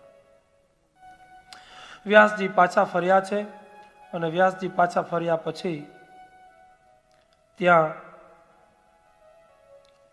વ્યાસજીએ કહ્યું છે એમના ઋષિઓને કે હવે મારે દીકરાને પાછો બોલાવવો હોય તો મારી પાસે એક જ રસ્તો છે, અને એ છે આ ભાગવતજીના શ્લોકો.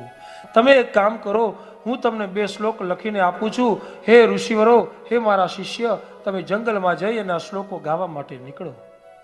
આ શ્લોકની પાછળની લાઈન જે પૂરી કરી દે એને તમે આશ્રમમાં લઈ આવજો. અને ત્યાં જવા માટે નીકળ્યા છે. ઋષિઓ શ્લોકો લઈ અને ગાન કરે છે. બરહા પીડમ નટવર વપો કર્ણયો કર્ણિકારમ રંદ્રાન વેણો રધર સુદયા પૂરયન ગોપુરુંદે.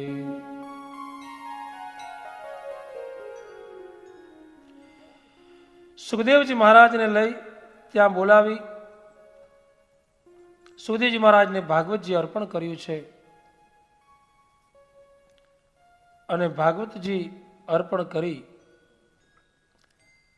અને સુખદેવજી મહારાજ એ ભાગવતજીની કથાનો પ્રારંભ કરે છે.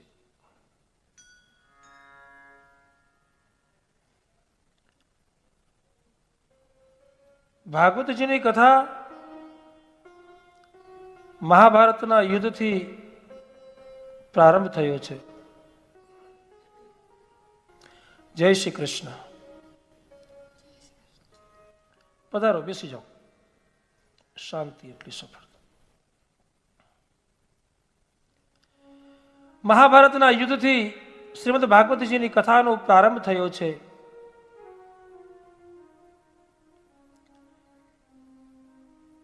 શ્રીમદ ભાગવતજીની અંદર સુખદેવજી મહારાજને એ વારસો આપ્યો છે. સુખદેવજી મહારાજ ભાગવતજી લઈને આગળ કથા કરે છે કે મહાભારતની અંદર કંસ, શિશુપાલ, કૌરવ, યાદવો, ભીષ્મ, યમરાજ જેવા પણ એકનો ફેસલો એક સાથે ઘડ્યો. કહો ને કલમમાં કૃષ્ણજી કુશળ કેવા.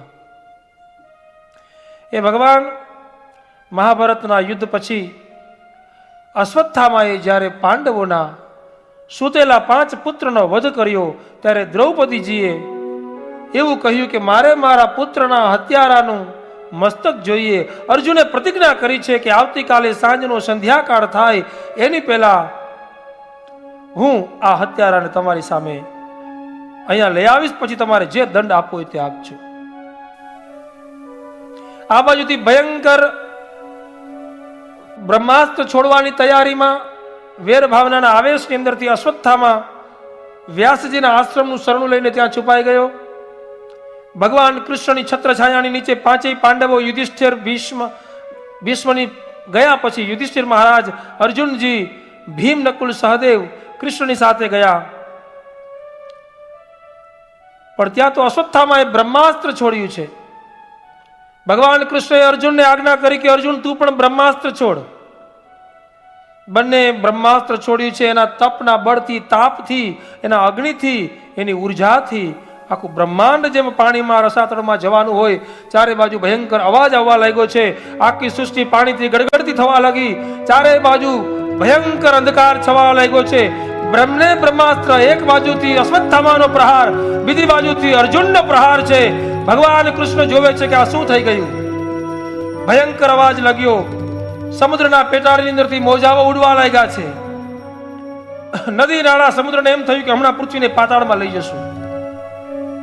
પણ ત્યાં તો બાપ જગત જ્યારે પણ મુસીબતમાં આવ્યું છે ત્યારે કોઈ ને કોઈ બ્રાહ્મણે એ જગતની સૃષ્ટિની રચના કરનારની લાજ રાખવા માટે થઈ અને પછી અગસ્ત્ય હોય, પુલસ્ત્ય હોય, પરશુરામ હોય, વશિષ્ઠ હોય, વાલ્મીકી હોય, આગળ જતા લક્ષણથી અને કર્મથી બ્રાહ્મણ બનીને સત્ય અને ધર્મના માર્ગે એની રક્ષા કરી છે.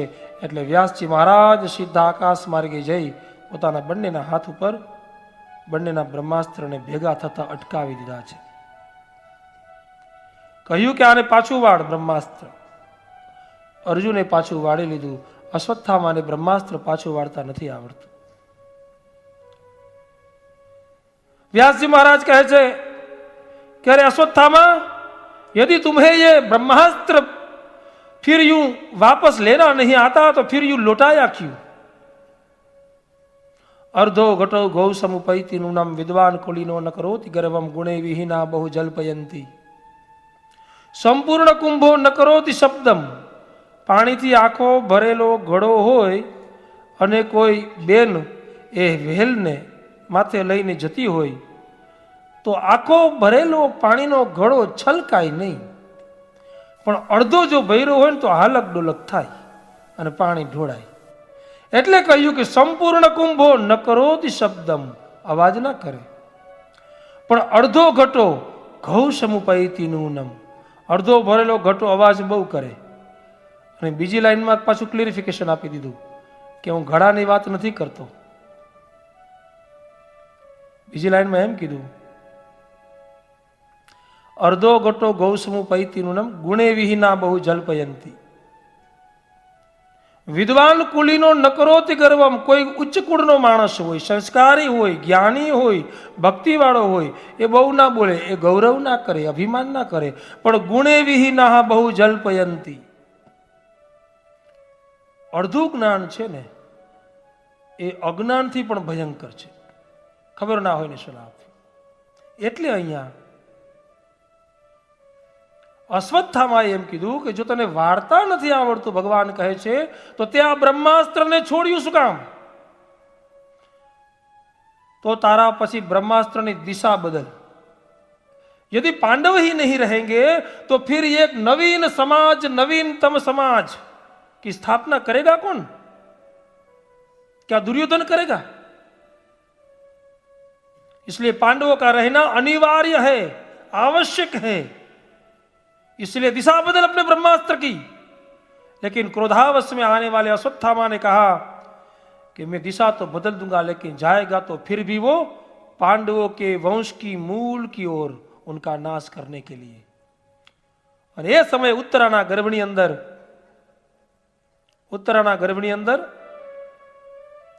अभिमन्युનું સંતાન પરીક્ષિત ગર્ભમાં છે. અશ્વત્થામાએ કીધું કે ब्रह्मास्त्र यदि तू पांडवों का नाश नहीं कर सकता तो जा उनके बीज का नाश कर. ગર્ભના બાળકની નિંદા કરવાની, માણસ કેટલો એની કેપેસિટી, એની ઇમેજ, એની વેલ્યુ, એની પ્રેસ્ટી, એનું કેટલું બધું નીચે વયો જાય છે કે તમે બાળકનો પણ, બાળકમાં તો ભગવાન છે.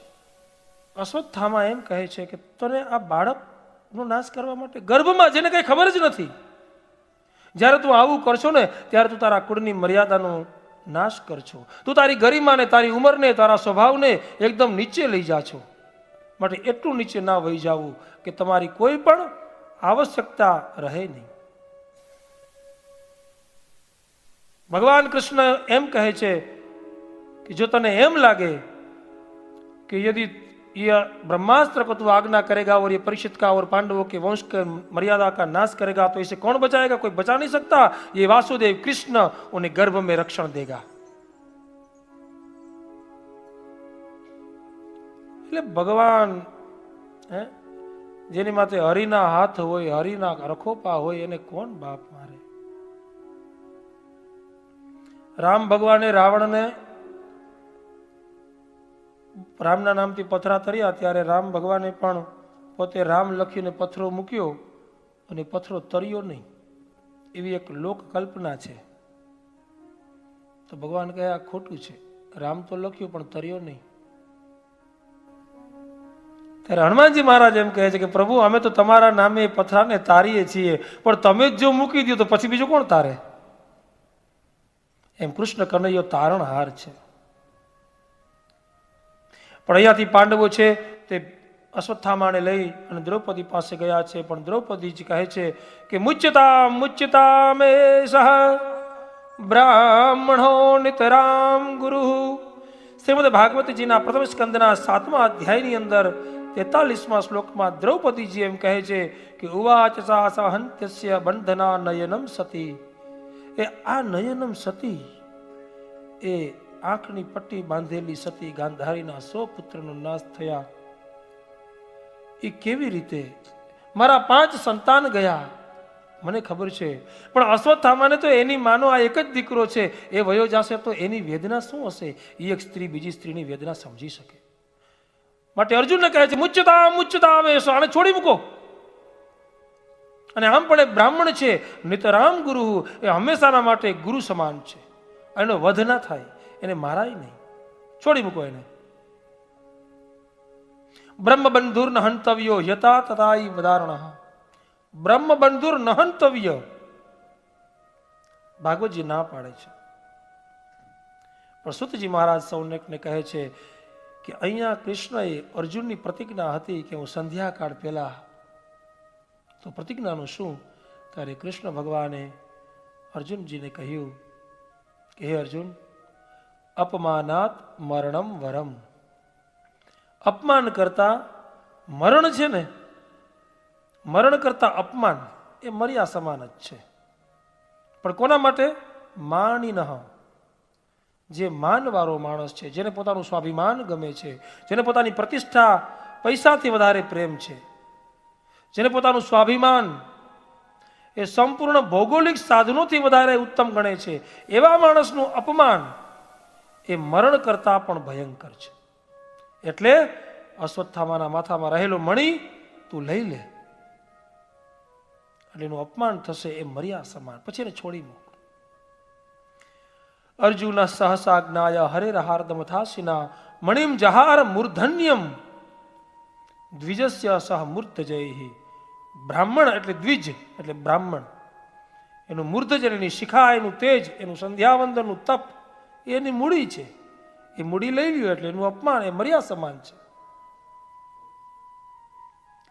ક્ષત્રિય છે એનું માન એની ભુજા છે, એનું સ્વાભિમાન છે, એનું બળ છે, એનું તેજ છે, એનું શૌર્ય છે, એની ઉર્જા છે, એની આભા છે, એની ઓરા છે. વૈશ્ય એનું સંપત્તિ છે, અને ક્ષુદ્રનું માન એની પવિત્રતા, એની શુદ્ધતા છે. વર્ણ પ્રમાણે એનું માન સન્માન છે. કોઈ પણ ભોગે પોતાની પ્રતિષ્ઠા દાવ ઉપર ન લગાવવી. પાંડવોએ લગાવી, પરિણામ શું આવ્યું આપણે બધાએ જોયું. ભગવાન કૃષ્ણ છે હવે યુદ્ધ પછી હસ્તિનાપુરમાંથી વિદાય લે છે. ત્યાં તો દ્રૌપદી છે એ અર્જુનના સાથે કૃષ્ણને વિદાય આપી જાજા જુહાર કર્યા છે. કૃષ્ણજી નીકળ્યા છે,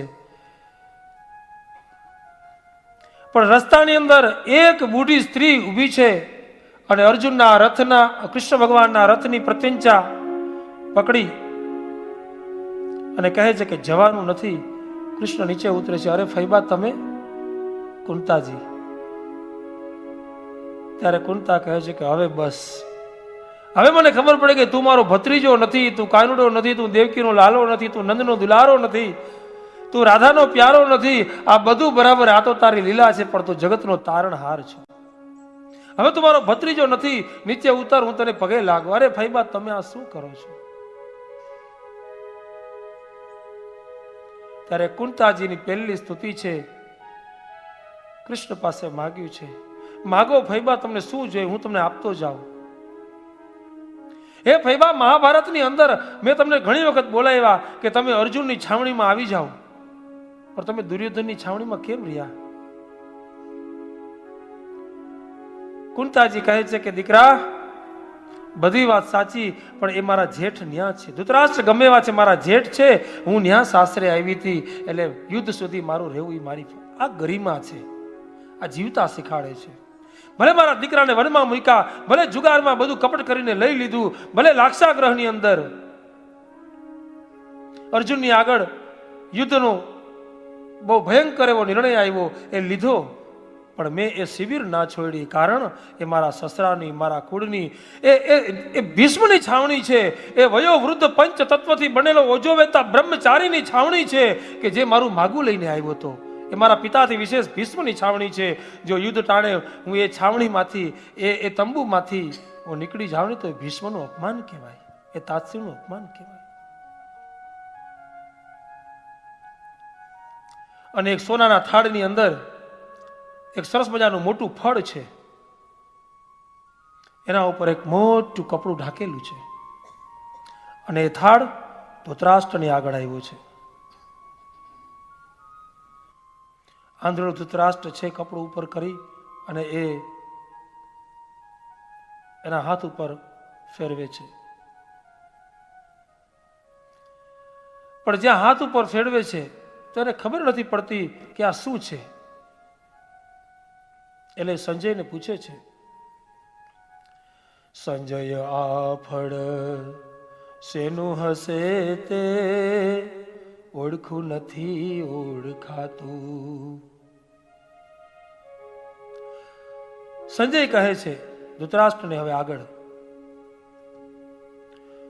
મોભી કુંવરનું માથું રે રાજા, દુર્યોધનનું માથું રે અંધની આગળ આવ્યું એના મોભી કુંવરનું માથું.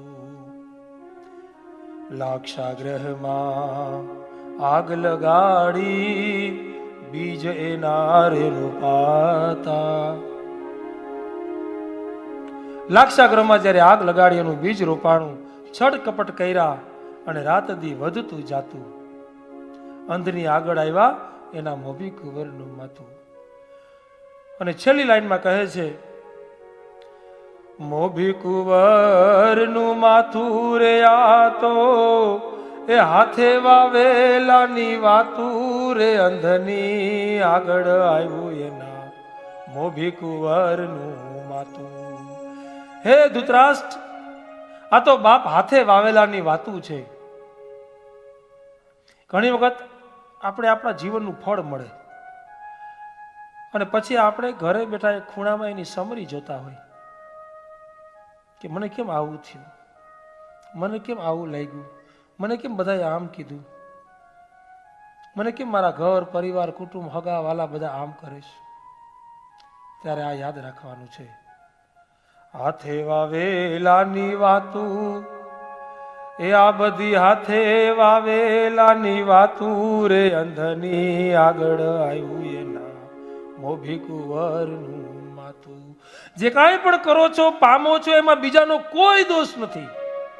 બસ કેવલ અને કેવલ તમારું ને મારું હાથે વાવેલાની વાતું છે. એટલે બીજાને ઉપર દોષ ઢોળવાની જરૂર નથી. સ્વીકાર કરતા શીખી જાવ એટલે જિંદગીમાં પાસ. કર્ણ જેવા સૂર્યપુત્રએ હજારો વાર સુતપુત્રના નામથી અપમાન સહન કર્યું છે. જે રથની અંદર કૃષ્ણ બિરાજે, હનુમાન બિરાજે છે, અર્જુનજી સાક્ષાત છે, અને ગાંડીવ ધનુષ પડ્યું છે, એને એક જ પ્રત્યંચાથી દૂર ખસેડી નાખનારો કર્ણ સૂર્યનો દીકરો છે, તેજસ્વી છે, પરશુરામનો શિષ્ય છે.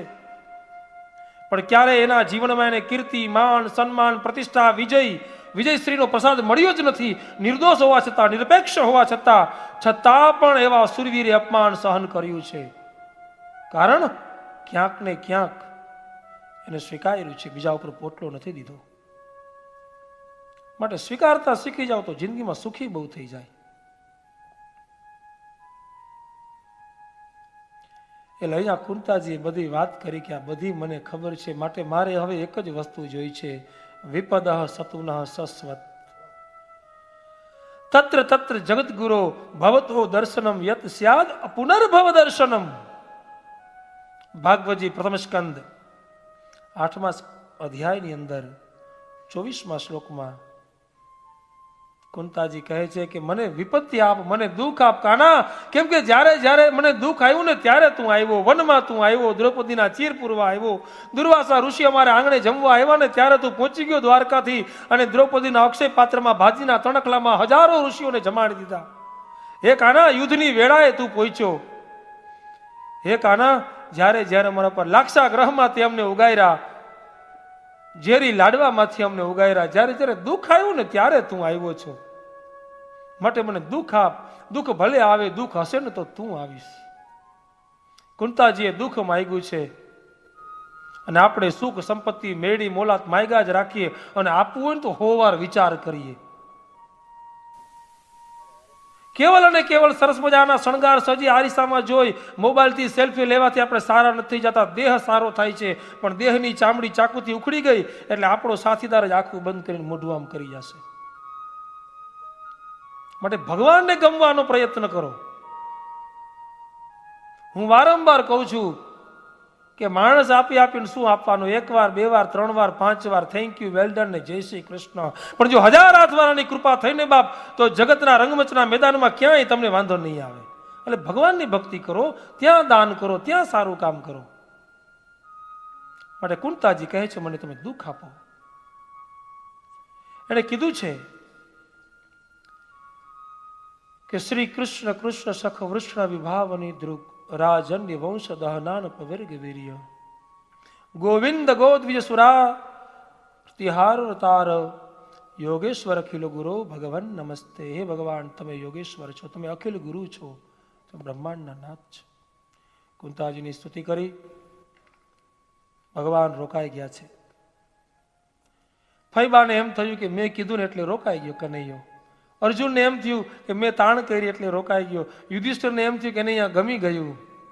પણ ભગવાન તો બાપ એના માટે રોકાણો છે કે જે 4 પેઢીઓ પોતાની આંખે મરતી જોઈ છતાંય વજ્રથી પણ કઠોર છાતીવાળો પોતાના શરીરની અંદર ઘાવ લઈ અને દુર્યોધનના ખાધેલા અન્નનું લોહી નિતારી અને ખોરિયાની અંદર એક તેજસ્વી તેજપુંજ જેવો હૃદયરૂપી આત્મા જ્યાં બિરાજમાન છે એવા કુરુક્ષેત્રના રણમેદાનના એક ખૂણાની અંદર બાણ સૈયામાં ઉપસ્થિત થયેલો ભીષ્મ માટે ભગવાન રોકાણા છે, ભક્ત માટે રોકાણા છે. પૈસાથી ભગવાન નથી આવતો. સુદામા પાસે પૈસા નહોતા. રૂપાળા હોય તો ભગવાન ના આવે, કુબજા રૂપાળા ન હતા. રાજા હોય તો ભગવાન ના આવે, દુર્યોધન પાસે ભગવાન ના ગયા, વિદુરને ત્યાં ગયા, વિદુર રાજા ન હતા. ઊંચી જાતિમાં હોય તો ભગવાન આવે એવું ફરજિયાત નથી, સબરી જાતિના ભીલ હતા. ભગવાન તો બાપ પ્રેમનો પ્રખંદો છે, એ તો પ્રેમના તાતણે બંધાય છે. રડવું તો એની પાસે, રમવું તો એની આરે, દિલની વાત કરવી હોય તો ખૂણામાં બેસીને એને કરો, માણસને નહીં. માણસ તો ગામમાં વાતો કરશે, બીજાને કહેશે, 15 દી પછી પૂછશે, પછી ઓલું શું થયું, થઈ ગયું હશે તો ગમશે નહીં, અને નહીં થયું હોય તો મીઠો ખરખરો કરશે. કથામાંથી શીખવાનું છે. એટલે ભગવાન ગયા છે ભીષ્મ પાસે. ભીષ્મની આગળ આવી પાંડવોને પણ ત્યાં લઈ ગયા છે. ભીષ્મએ સ્તુતિ કરી છે. ઇતિ મતિરૂપકલ્પિતા વિતૃષ્ણા ભગવતી સાત્વત પુંગવેર્વિભૂમ્નિ સ્વસુખમુપગતે ક્વચિદ વિહર્તુમ પ્રકૃતિમુપેયુષિ યદ્ભવત પ્રવાહ. હે કૃષ્ણ, હવે મારો જવાનો સમય થઈ ગયો છે. મારી પાસે મારી એક દીકરી છે, એ મારે તમને સોંપીને જાવી છે. કૃષ્ણ કહે, તમારી પાસે દીકરી છે? તમે તો બ્રહ્મચારી છો. હા, મારી પાસે એક દીકરી છે. ઇતિ મતિ ઇતિ મેં મતિ, આ મારી બુદ્ધિ છે ને એ મારી દીકરી છે. મેં મારી બુદ્ધિને એવી રીતે સાચવી છે, મેં મારી બુદ્ધિને એવી રીતે સાચવી છે કે એકદમ કુંવારી છે. સપનામાંય કોઈને પરણેલી નથી. જેમ દીકરીને સાચવીએ ને એમ મેં મારી બુદ્ધિને સાચવી છે, કહેવાનો અર્થ. અને એ મારી બુદ્ધિ મારે એને પરણાવવી છે કે જે મેં સાચવીને એનાથી વધારે સાચવે. કહેવાનો અર્થ ભીષ્મનો એ છે કે હવે મારી મતિ, મારી બુદ્ધિ, મારું જ્ઞાન તમારા ચરણમાં અર્પણ કરો અને મને છોડો.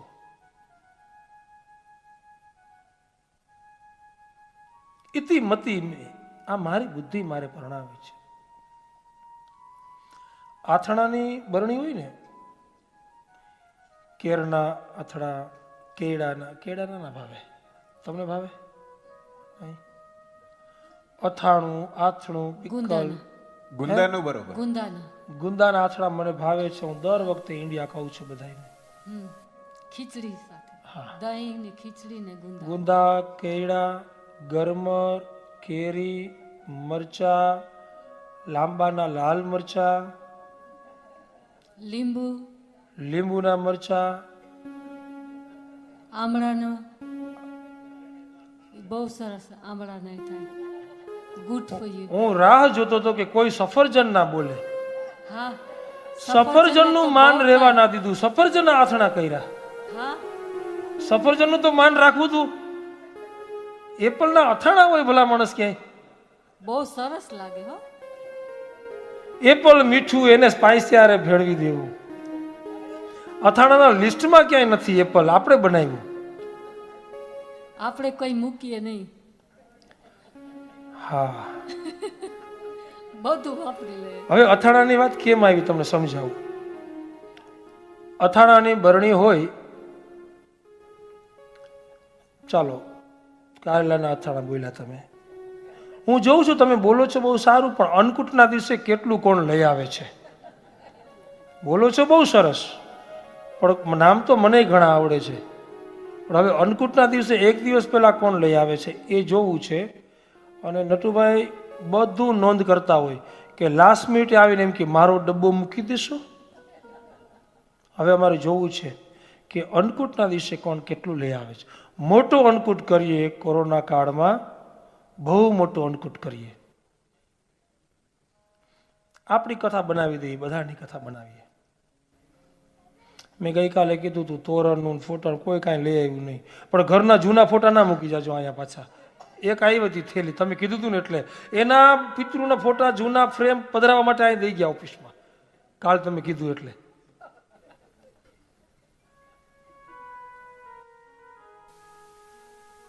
હવે લઈ આવજો. હજુ કાલ સુધી છે. અહીં તો પરમ દિવસે મંદિરના વોલિયન્ટર્સ અને અમે બધા પાછા લીડર લઈને ઉપર ચડશું. તો અમને બધું અમારી જ પાસે જો આપણે કરવું હોય તો ના કરજો. હવે અથાણાની વાત એટલા માટે મેં કરી કે અથાણાની બરણી હોય કાચની, એમાં 6 મહિનાથી અથાણા હોય. તમે એને ખાલી કરો તો તમે કેટલી વાર ધોશો ત્યારે એમાંથી ચિકાસ જશે? બોલો. બહુ સરસ. 4-5 વખત 6-7 વખત ધોવી પડશે, તડકે સૂકવવી પડશે, ત્યારે એમાં રહેલી ચિકાસ જશે. એમ કહેવાનો અર્થ મારા બાપ એ છે કે મગજરૂપી જે આ બરણી છે, આપણું જે મસ્તક છે, એ મગજની અંદર જે બરણી છે એમાં બુદ્ધિરૂપી જે અથાણું ભર્યું છે, એને વારંવાર ભક્તિરૂપી લિક્વિડથી ઘસા રાખશો ને ત્યારે આ કામને વાસના રૂપી ચિકાસ ધોવાય, એક કથામાં નહીં ધોવાય. કહેવાનો અર્થ એ છે. ભીષ્મ મહારાજ એ કરે છે કે આની અંદર જે અથાણાની બરણીની જે ચિકાસ છે ને એ મેં લાગવા નથી દીધી.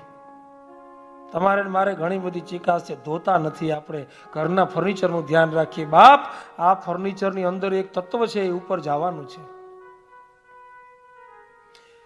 એ મસ્તક છે, એ બરણી છે, એની અંદર જે ઘણું બધું ભર્યું છે ને અથાણું, એને બારે કાઢવાનું છે. ખટપટનું, ક્રિટિસાઇઝનું, જેલરસીનું, આ બધા અથાણા બારે કાઢો. ભક્તિ, દાન, પુણ્ય, દયા, ધર્મ, કીર્તિ, પ્રશંસા જે હોય તે, પણ સારું શુભ મંગલ અંદર મૂકો, એના લિક્વિડથી ધો. પછી બરણીને મૂકશો ને તો સારી લાગશે. ભીષ્મ મહારાજ એમ કહે છે કૃષ્ણને કે મારી જે અથાણાની બરણી છે એમાં મારી બુદ્ધિરૂપી દીકરી છે, મેં કોઈની સાથે સપનામાં પરણાવી નથી, બહુ ધ્યાન રાખ્યું છે, તમને આપીને જાવું. તો કે મને કેમ? તો ભીષ્મ મહારાજ કહે છે કે યુદ્ધની અંદર મેં તમને જ્યારે જોયા, એ 7 અશ્વવાળો રથ, કૃષ્ણ જેવો સારથી, અર્જુન જેવો યોદ્ધો, અને હું મારી આખી પરશુરામની દીધેલી વિદ્યા બધી ભૂલી ગયો, કારણ કે મારી દ્રષ્ટિ તમારામાં હતી અને તમે કેવા લાગતા હતા. ત્રિભુવન કમનમ તમાલ વર્ણમ રવિ કર ગૌરવ રામ દધાને વપુરલક કુલાવૃતાનનાબ્જમ વિજય સખે રતિરસ્તુ મે નવત્યા. અરે ઈવા, જેમ સિંહ કોઈ હરણાની પાછળ દોડે અને મેં જ્યારે બાણના ભાથાઓના તીરકામઠાની જ્યારે બોછાર લગાવી દીધી, ત્યારે રથનું પરણું ખેંચીને તમે જેમ હાથમાં ચક્રધારી બની અને જ્યારે મારા ઉપર છોડવા માટે તૈયાર થઈ ગયા અને દુપટ્ટો તમારો નીચે નીકળી ગયો, અને હે કનૈયા, તારા વાળની એ કેસ કલાપવાળી લટ છે એ તારા પરસેવાના રેતીના બિંદુથી એ તો સુશોભિત લાગતો તો. ત્રિભુવન કમલમ, આખા 3 લોકમાં તારા જેવો કોઈ મને દેખાણો નહીં, તમાલ વર્ણ જેવો તું. અને સ્વ નિગમમ અપહાય મત પ્રતિજ્ઞા, મારી પ્રતિજ્ઞાને સાચી કરવા, કારણ કે વાસુદેવ ચક્ર ન ધરે તો તુજકો મુખ ન દિખાવું, અને તો લાજે મેરી ગંગા જનની મેં શાંતન પુત ન કહાવું. મેં પ્રતિજ્ઞા કરેલી કે હું કૃષ્ણને હું હથિયાર ઉપાડાવીશ, કારણ કે હે કૃષ્ણ, તમે એ પ્રતિજ્ઞા કરેલી કે હું યુદ્ધમાં હથિયાર નહીં ઉપાડું. પણ એ વખતે તમે મારી પ્રતિજ્ઞા સાચી કરવા માટે તમારી પ્રતિજ્ઞા તોડી અને રથનું પરણું લીધું, ત્યારે જે રૂપાળા લાગતા હતા ને, ત્યારે મને એમ થયું કે મરતા મરતા મારે મારી દીકરી બુદ્ધિ આ કનૈયાને વરાવીને જાવું છે. બહુ છોકરા ગોઈતા, બહુ છોકરીઓ જોઈ, આપણા બધાય માટે, પોતા માટે ને બીજા માટે. હવે બાપ કોક બુદ્ધિને પરણાવવા માટે કોક નાથને તો ગોતી લેજો, મોડું થઈ જાય. બુદ્ધિને મૂકીને ના જાજો, નકર ભટકશે. આ ભટકવાનું કારણ જ એ છે, પરણાવો. સ્વનિગમ મપહાય મત પ્રતિજ્ઞા ઋતમ અધિકર્તુમ, ઋતમ અનૃતમ, સત્ય કરવા માટે. વિજય રથ કુટુંબ આત્તોત્રે, આજે સુંદર મજાની સ્તુતિ કરી. ઉત્તરાયણના સૂર્યની અંદર ભગવાન કૃષ્ણની સામે ભીષ્મ મહારાજે પોતાનું ચરણરજ, પોતાની જે રજ છે એ શ્રીજી ચરણના ચરણની અંદર અર્પણ કરી અને ઓમના નાદથી ઈચ્છાધારી મૃત્યુ ભીષ્મએ ભગવાન ઠાકોરજીના ચરણમાં વિરામ લીધા. ભગવાન ભીષ્મ પાસેથી યુધિષ્ઠિરને જ્ઞાન અપાયું, રાજા કેવો હોવો જોઈએ. ભગવાન કૃષ્ણ છે એ દ્વારિકા ગયા છે, અર્જુન છે એ દ્વારકાથી મૂકી અને ફરીથી આવે છે. અર્જુનને રસ્તામાં કાબાઓએ લૂંટી લીધો. સમય સમય બલવાન નહીં પુરુષ બલિયાન, કાબે અર્જુન લૂંટ્યો, વહી ધનુષ વહી બાણ. બાપ, તમે ને હું કાંઈ નથી. માનવ કહે મેં કરું ઓર કરનાર દૂજો કોઈ, પણ આદરા અધૂરા ન રહે, મારો હરિ કરે સો. જીવનના કામ સારા હોય ને તો હરિ પૂરા કરી દી, બહુ ટેન્શન ના લેવું. પણ મેં કરું, તમે ને હું કાંઈ નથી કરતા. સમય સમય બળવાન છે બાપ, માણસ બળવાન નથી. એ જ રાવણ હતો, એ જ દુર્યોધન હતો, એક ઝાડની નીચે પોતાની સાથળો ભંગાયેલી, પોતાના પગ ઉપર ઊભો ના થઈ શક્યો. કોઈ પાણી પીવડાવવા વાળું નહોતું. એક ધૃતરાષ્ટ્ર એ જ હતો જેના 100 સંતાન હતા, પણ આજે ભીમના દીધેલો રોટલો ખાવો પડે છે. એ જ ચક્રવર્તી રાવણ હતો કે જેને ઢોલીએ નવગ્રહ બાંધેલા હતા, પણ છેલ્લે પોતાનો ભાઈ દીકરો કોઈ ના રહ્યા, કઈ ના રહ્યું. એ જ ભીષ્મ મહારાજ હતા કે જેની 4 પેઢીઓમાં અભિમન્યુ જેવો પુત્ર થયો, પણ છેલ્લે બાણસૈયા ઉપર એકલા ભીષ્મ હતા. બાપ તમે ને હું એકલા આવ્યા ને એકલા જવાના, એ ખબર છે. તો એક વસ્તુ કાયમ માટે યાદ રાખવી, સમય સમય બલવાન નહીં પુરુષ બલવાન. અને કદાચ તમારો સમય વિપરીત આવે તમારો ને મારો, તો જરાય પોતાની હૃદયને ઠેસ પહોંચવા ના દેવી. એ મર્દ પુરુષ કે એ આર્ય નારીનું લક્ષણ નથી. કારણ સમય બળવાન છે, તમે ને હું કાંઈ નથી. વહી પુરુષ, અને એ જ અર્જુન, પણ એને કાવાઓએ લૂંટી લીધો. પછી એ રાવણ હોય તોય ભલે, દુર્યોધન હોય તોય ભલે, કંસ હોય તો પણ ભલે. ઘણા ચક્રવર્તી સમ્રાટ આવીને વયા ગયા. કેટલા આવ્યા ને કેટલા જવાના, નથી અહીંયા કોઈ કાયમ રહેવાના, અને ગયા તેના કોઈ સમાચાર નથી રહે. મેસેજ કેમેલ આવ્યો?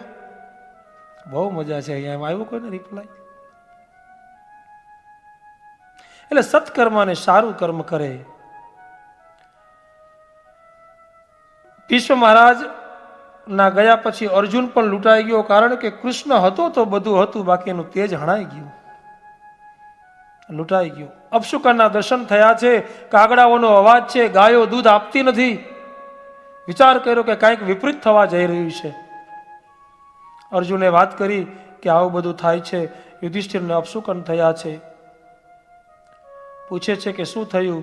તો કે વિદુરસ્તુ તદાશ્ચર્યમ નિશામ્ય કુરુ નંદન હર્ષ શોક યુતઃ તસ્માત ગંતા તીર્થ નિષેધક. વિદુરજી મહારાજ પણ તીર્થયાત્રામાં નીકળી ગયા. જ્યાં બહુ ઝઘડા હોય, બહુ ક્લેશ હોય, બહુ કંકાસ હોય, નાની નાની વાતની અંદર ઘણી બધી તકલીફો થતી હોય, ત્યાં વિદુરજી કહે છે કે ત્યાં શાંત રહેવું, દૂર રહેવું. પણ વિદુરજી એનું કામ નથી મૂક્યું પાછું, કામ ચાલુ જ રાખ્યું. કામ મૂકે તેને કાયર કહેવાય. અર્જુનની વાત સાંભળી કે વિદુરજી અને વડીલોને એવો સંદેશ છે કે હાલો હિમાલયને કાંઠે જઈએ. પાંડવો હિમાલયને કાંઠે નીકળી ગયા છે. હિમાલયની અંદર હાટ ગાળવા માટે પાંડવો નીકળ્યા છે.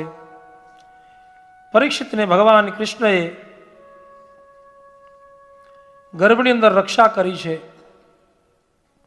પરીક્ષિતનો જન્મ પછી પરીક્ષિત મહારાજે દિગ્વિજય કરવા નીકળ્યા છે. અને પરીક્ષિત રાજાના રાજ્યમાં કલીએ પ્રવેશ કર્યો છે. રાજા પરીક્ષિત જ્યારે આગળ નીકળે છે ત્યારે એને જોયું, વેપમાનમ પદેકેન વેપંતમ સૂત્રદાડિતમ ગામ ચ ધર્મ દુઘામ દીનામ વૃષમ શૂદ્રપદાહૃતામ. એને જોયું વિવત્સામ શાસ્ત્રવદરામ કૃષામ યવસવિચ્છિતમ. એને એવું જોયું કે એક કાળો પુરુષ છે અને એક ગાય છે. એ ગાયને એક જ પગ છે. પરીક્ષિતે કીધું, ભાઈ તું કેમ માર છો? કાળો પુરુષ કહે છે કે હું કલી છું. ગાય છે એ પૃથ્વીનું રૂપ છે. ગાય પૃથ્વીનું રૂપ છે અને એ પૃથ્વીનું રૂપ એવી ગાય એક પગે ઊભી છે. સત્ય નથી, દયા નથી, થોડીક ભક્તિ ને દાન છે, એ એક પગે ઊભી છે. સતયુગમાં એક પગ ગયો, ત્રેતામાં ગયો, દ્વાપરમાં ગયો. પૃથ્વી કહે છે કે હું એક પગે ઊભી છું. આ કલિયુગ આવી ગયો છે, મને મારે છે. એટલે પરીક્ષિત રાજા છે અને રાજા તરીકે એની ફરજ છે કે એને દંડ કરવો. શ્રીમદ ભાગવતજીમાં તમે વાંચજો. મને ગઈકાલે બહુ આનંદ આવ્યો. ગઈકાલની કથા પછી દનુભાઈના દીકરા મનોહરભાઈ અહીંયા આવ્યા. આમ તો મોડર્ન અને થોડાક બિઝી, એટલે બહુ એને વાંચતા કે આવું બધું ના ફાવે. તો ઉપર આવી દર્શન કરીને મને કહે, તમે અહીંયા બેઠા બેઠા મને એક પ્રોમિસ કરો કે આ બુક મને આપો તમે. કઈ બુક? મને કે આ તમે જે રીડ કરો છો આ સંસ્કૃતમાં છે. તો હું તમને પ્રોમિસ કરું છું હું તમને ઇંગ્લિશમાં આખી આપીશ. કે મને બહુ ગમ્યું, મને સમય મળે ના મળે પણ મારે આ બુક આખી વાંચવી છે. કોઈ અત્યારનો યુવાન માણસ કે જેને મંદિરમાં જવાથી બહુ સમય કે એના વ્યસ્ત છે કે એને ખબર નથી, એને અંદરથી ખબર છે પણ એની પાસે સમય નથી, અને એ માણસ આવીને એક જ દિવસમાં એમ કહે કે બીજું મળે કે ના મળે પણ આવી બુક મારે જોઈ છે, અને એ આજનો જુવાન માણસ કહે તો આપણે આનંદ આવે કે હિન્દુ મંદિરની કથા સફળ છે, સાર્થક છે આપણા માટે.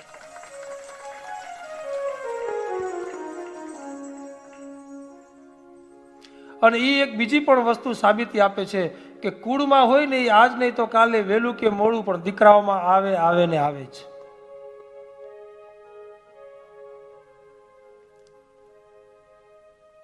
એટલે અહીંયા એમ કહે છે રાજા પરીક્ષિત કે સાંભળ રાજા, યસ્ય રાષ્ટ્રે પ્રજા સર્વા ત્રસ્યન્તે સાધ્ય સાધુભિ તસ્ય મત્તસ્ય નશ્યન્તિ કીર્તિ આયુ ભગોર ગતિ. કથામાં એમ કહે છે કે કોઈ પણ પ્રતિનિધિ માણસ હોય, કોઈ પણ રાજા હોય તો એની એ ફરજ છે. અહીંયા રાજા પરીક્ષિતને કહેવામાં આવ્યું છે કે જેના રાજ્યમાં, જેના અંડરમાં પ્રજા હેપી ના હોય, ઇવન તમારા બિઝનેસમાં, સ્ટાફમાં પણ, તમારી મોટી ફેક્ટરી હોય કે કંપની હોય, બધાને આનંદમાં રાખજો. એને માથે હાથ મૂકીને પૂછજો, ભાઈ કાંઈ જરૂર છે, એના ઘરે કાંઈ લગ્ન છે, એના ઘરે કાંઈ બર્થડે છે, એને દીકરીનું કન્યાદાન કરવું છે, એને કર્યાવર કરવું છે, આ પૂછજો. કારણ કે શાસ્ત્રમાં 5 પિતા ગણવામાં આવ્યા છે. એમાં પાલક પિતા છે, અન્નદાતા, ભયત્રાતા, પંચેતે પિતર સ્મૃતા. તો એને જેને પૂછજો, એની ખબર લેજો. અને તમને એમ પણ લાગે કે અહીંયા વાંધો છે, અહીંયા ખરાબ છે, તો શાસ્ત્ર એમ કહે છે કે એનું નિવારણ નથી કરતો, એ માણસની 4 વસ્તુનો નાશ થાય છે. કીર્તિ આયુ ભગો ગતિ. સારું કરવું એ તમારી ફરજ છે, કર્તવ્ય છે, પણ ખરાબને નિવારણ કરવું એ પણ તમારી ડ્યુટી છે. અને એ જો તમે ના કરો તો કીર્તિ આયુર ભગો ગતિ એ 4નો નાશ થાય છે, આજ નહીં તો કાલે. એટલે ભીષ્મ મહારાજ પણ એમ કહે છે કે મેં જોયું તું અને મને નડ્યું. એનો અર્થ એ પણ નથી, અર્જુને કીધું તું કે હું બાણ મૂકી દઉં, મારે નથી કરવું કાંઈ. તો ભગવાને કીધું કે ભાગવું એનું સોલ્યુશન નથી. ગીતાજીમાં કીધું ને કે કોઈ પણ સિચ્યુએશન ને જોઈને તમે ભાગી જાવ એનું સોલ્યુશન નથી. અર્જુન ઉત્તિષ્ઠ અને યુદ્ધાય કૃત નિશ્ચય, યુદ્ધ માટે નિશ્ચય કર. ભાગી જાય તો તું કાયર કહેવાય, તારું કર્મ એ છે. બધા ભાગી જશે તો ધર્મની રક્ષા કોણ કરશે? એટલે અહીંયા પરીક્ષિતે એ મતને ધ્યાનમાં રાખી અને 5 ગામ આપ્યા છે. કલીને કીધું તું 5 જગ્યાએ રહેજે. પેલું ગામ છે દ્યુતમ. દ્યુત એટલે જુગાર, ગેમ્બલિંગ. ત્યાં કલીનો વાસ છે. બીજું પાનમ. પાન એટલે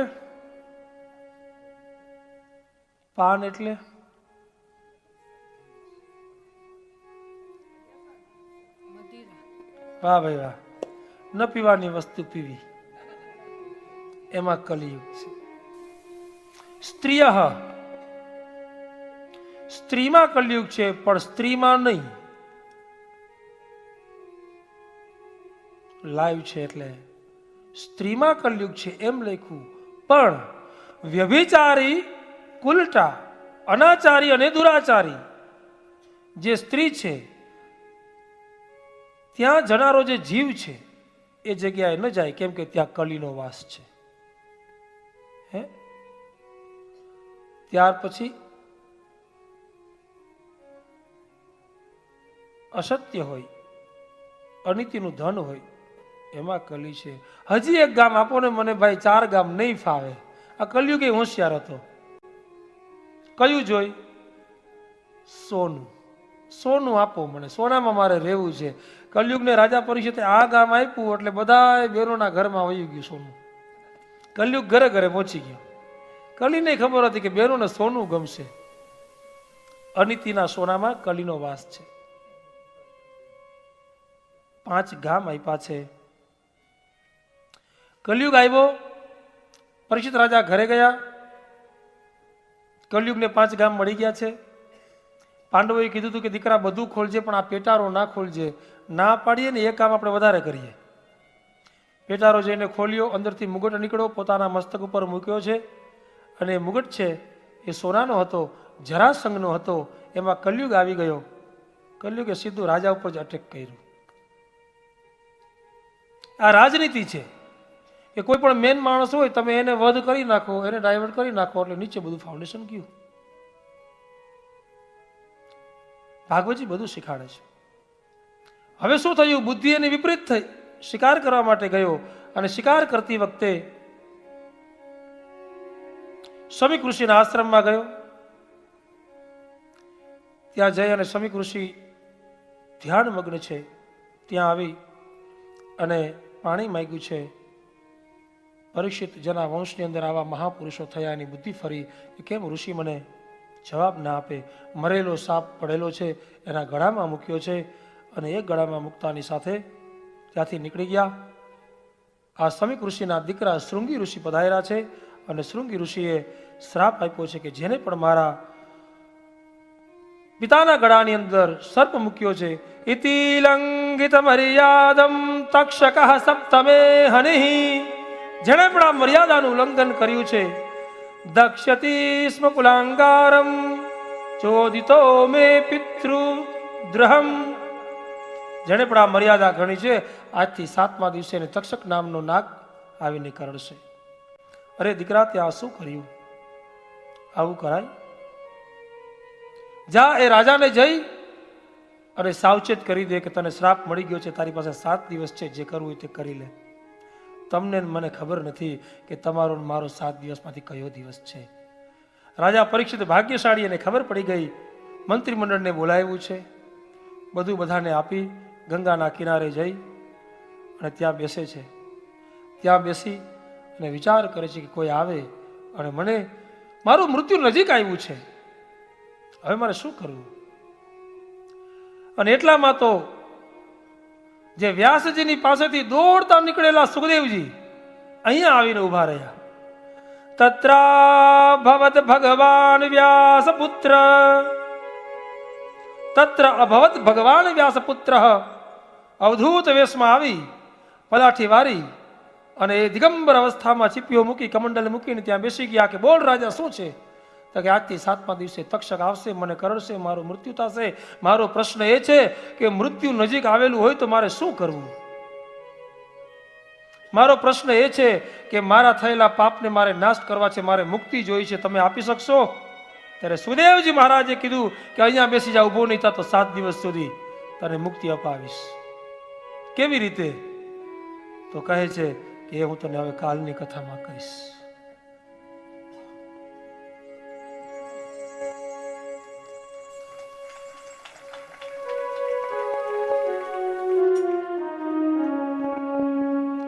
આજે ભાગવતજીનું ફાઉન્ડેશન થયું. મુખ્ય શ્રોતા રાજા પરીક્ષિત ને સુખદેવજી આવી ગયા છે.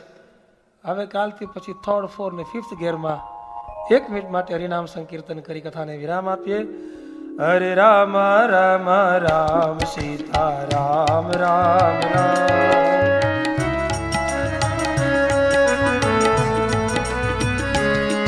હરે રામ રામ રામ સીતા રામ રામ રામ, હરે રામ રામ રામ સીતા રામ રામ રામ, હરે રામ રામ રામ સીતા રામ રામ રામ, હરે રામ રામ રામ સીતા રામ રામ રામ, હરે રામ રામ રામ સીતા રામ રામ રામ, હરે રામ રામ રામ સીતા રામ રામ રામ, હરે રામ રામ રામ સીતા રામ રામ રામ. બોલીએ ભાગવત ભગવાન કી જય જય શ્રી રાધે, જય જય શ્રી રાધે, જય જય શ્રી રાધે, શ્રી વૃંદાવન વિહારી લાલ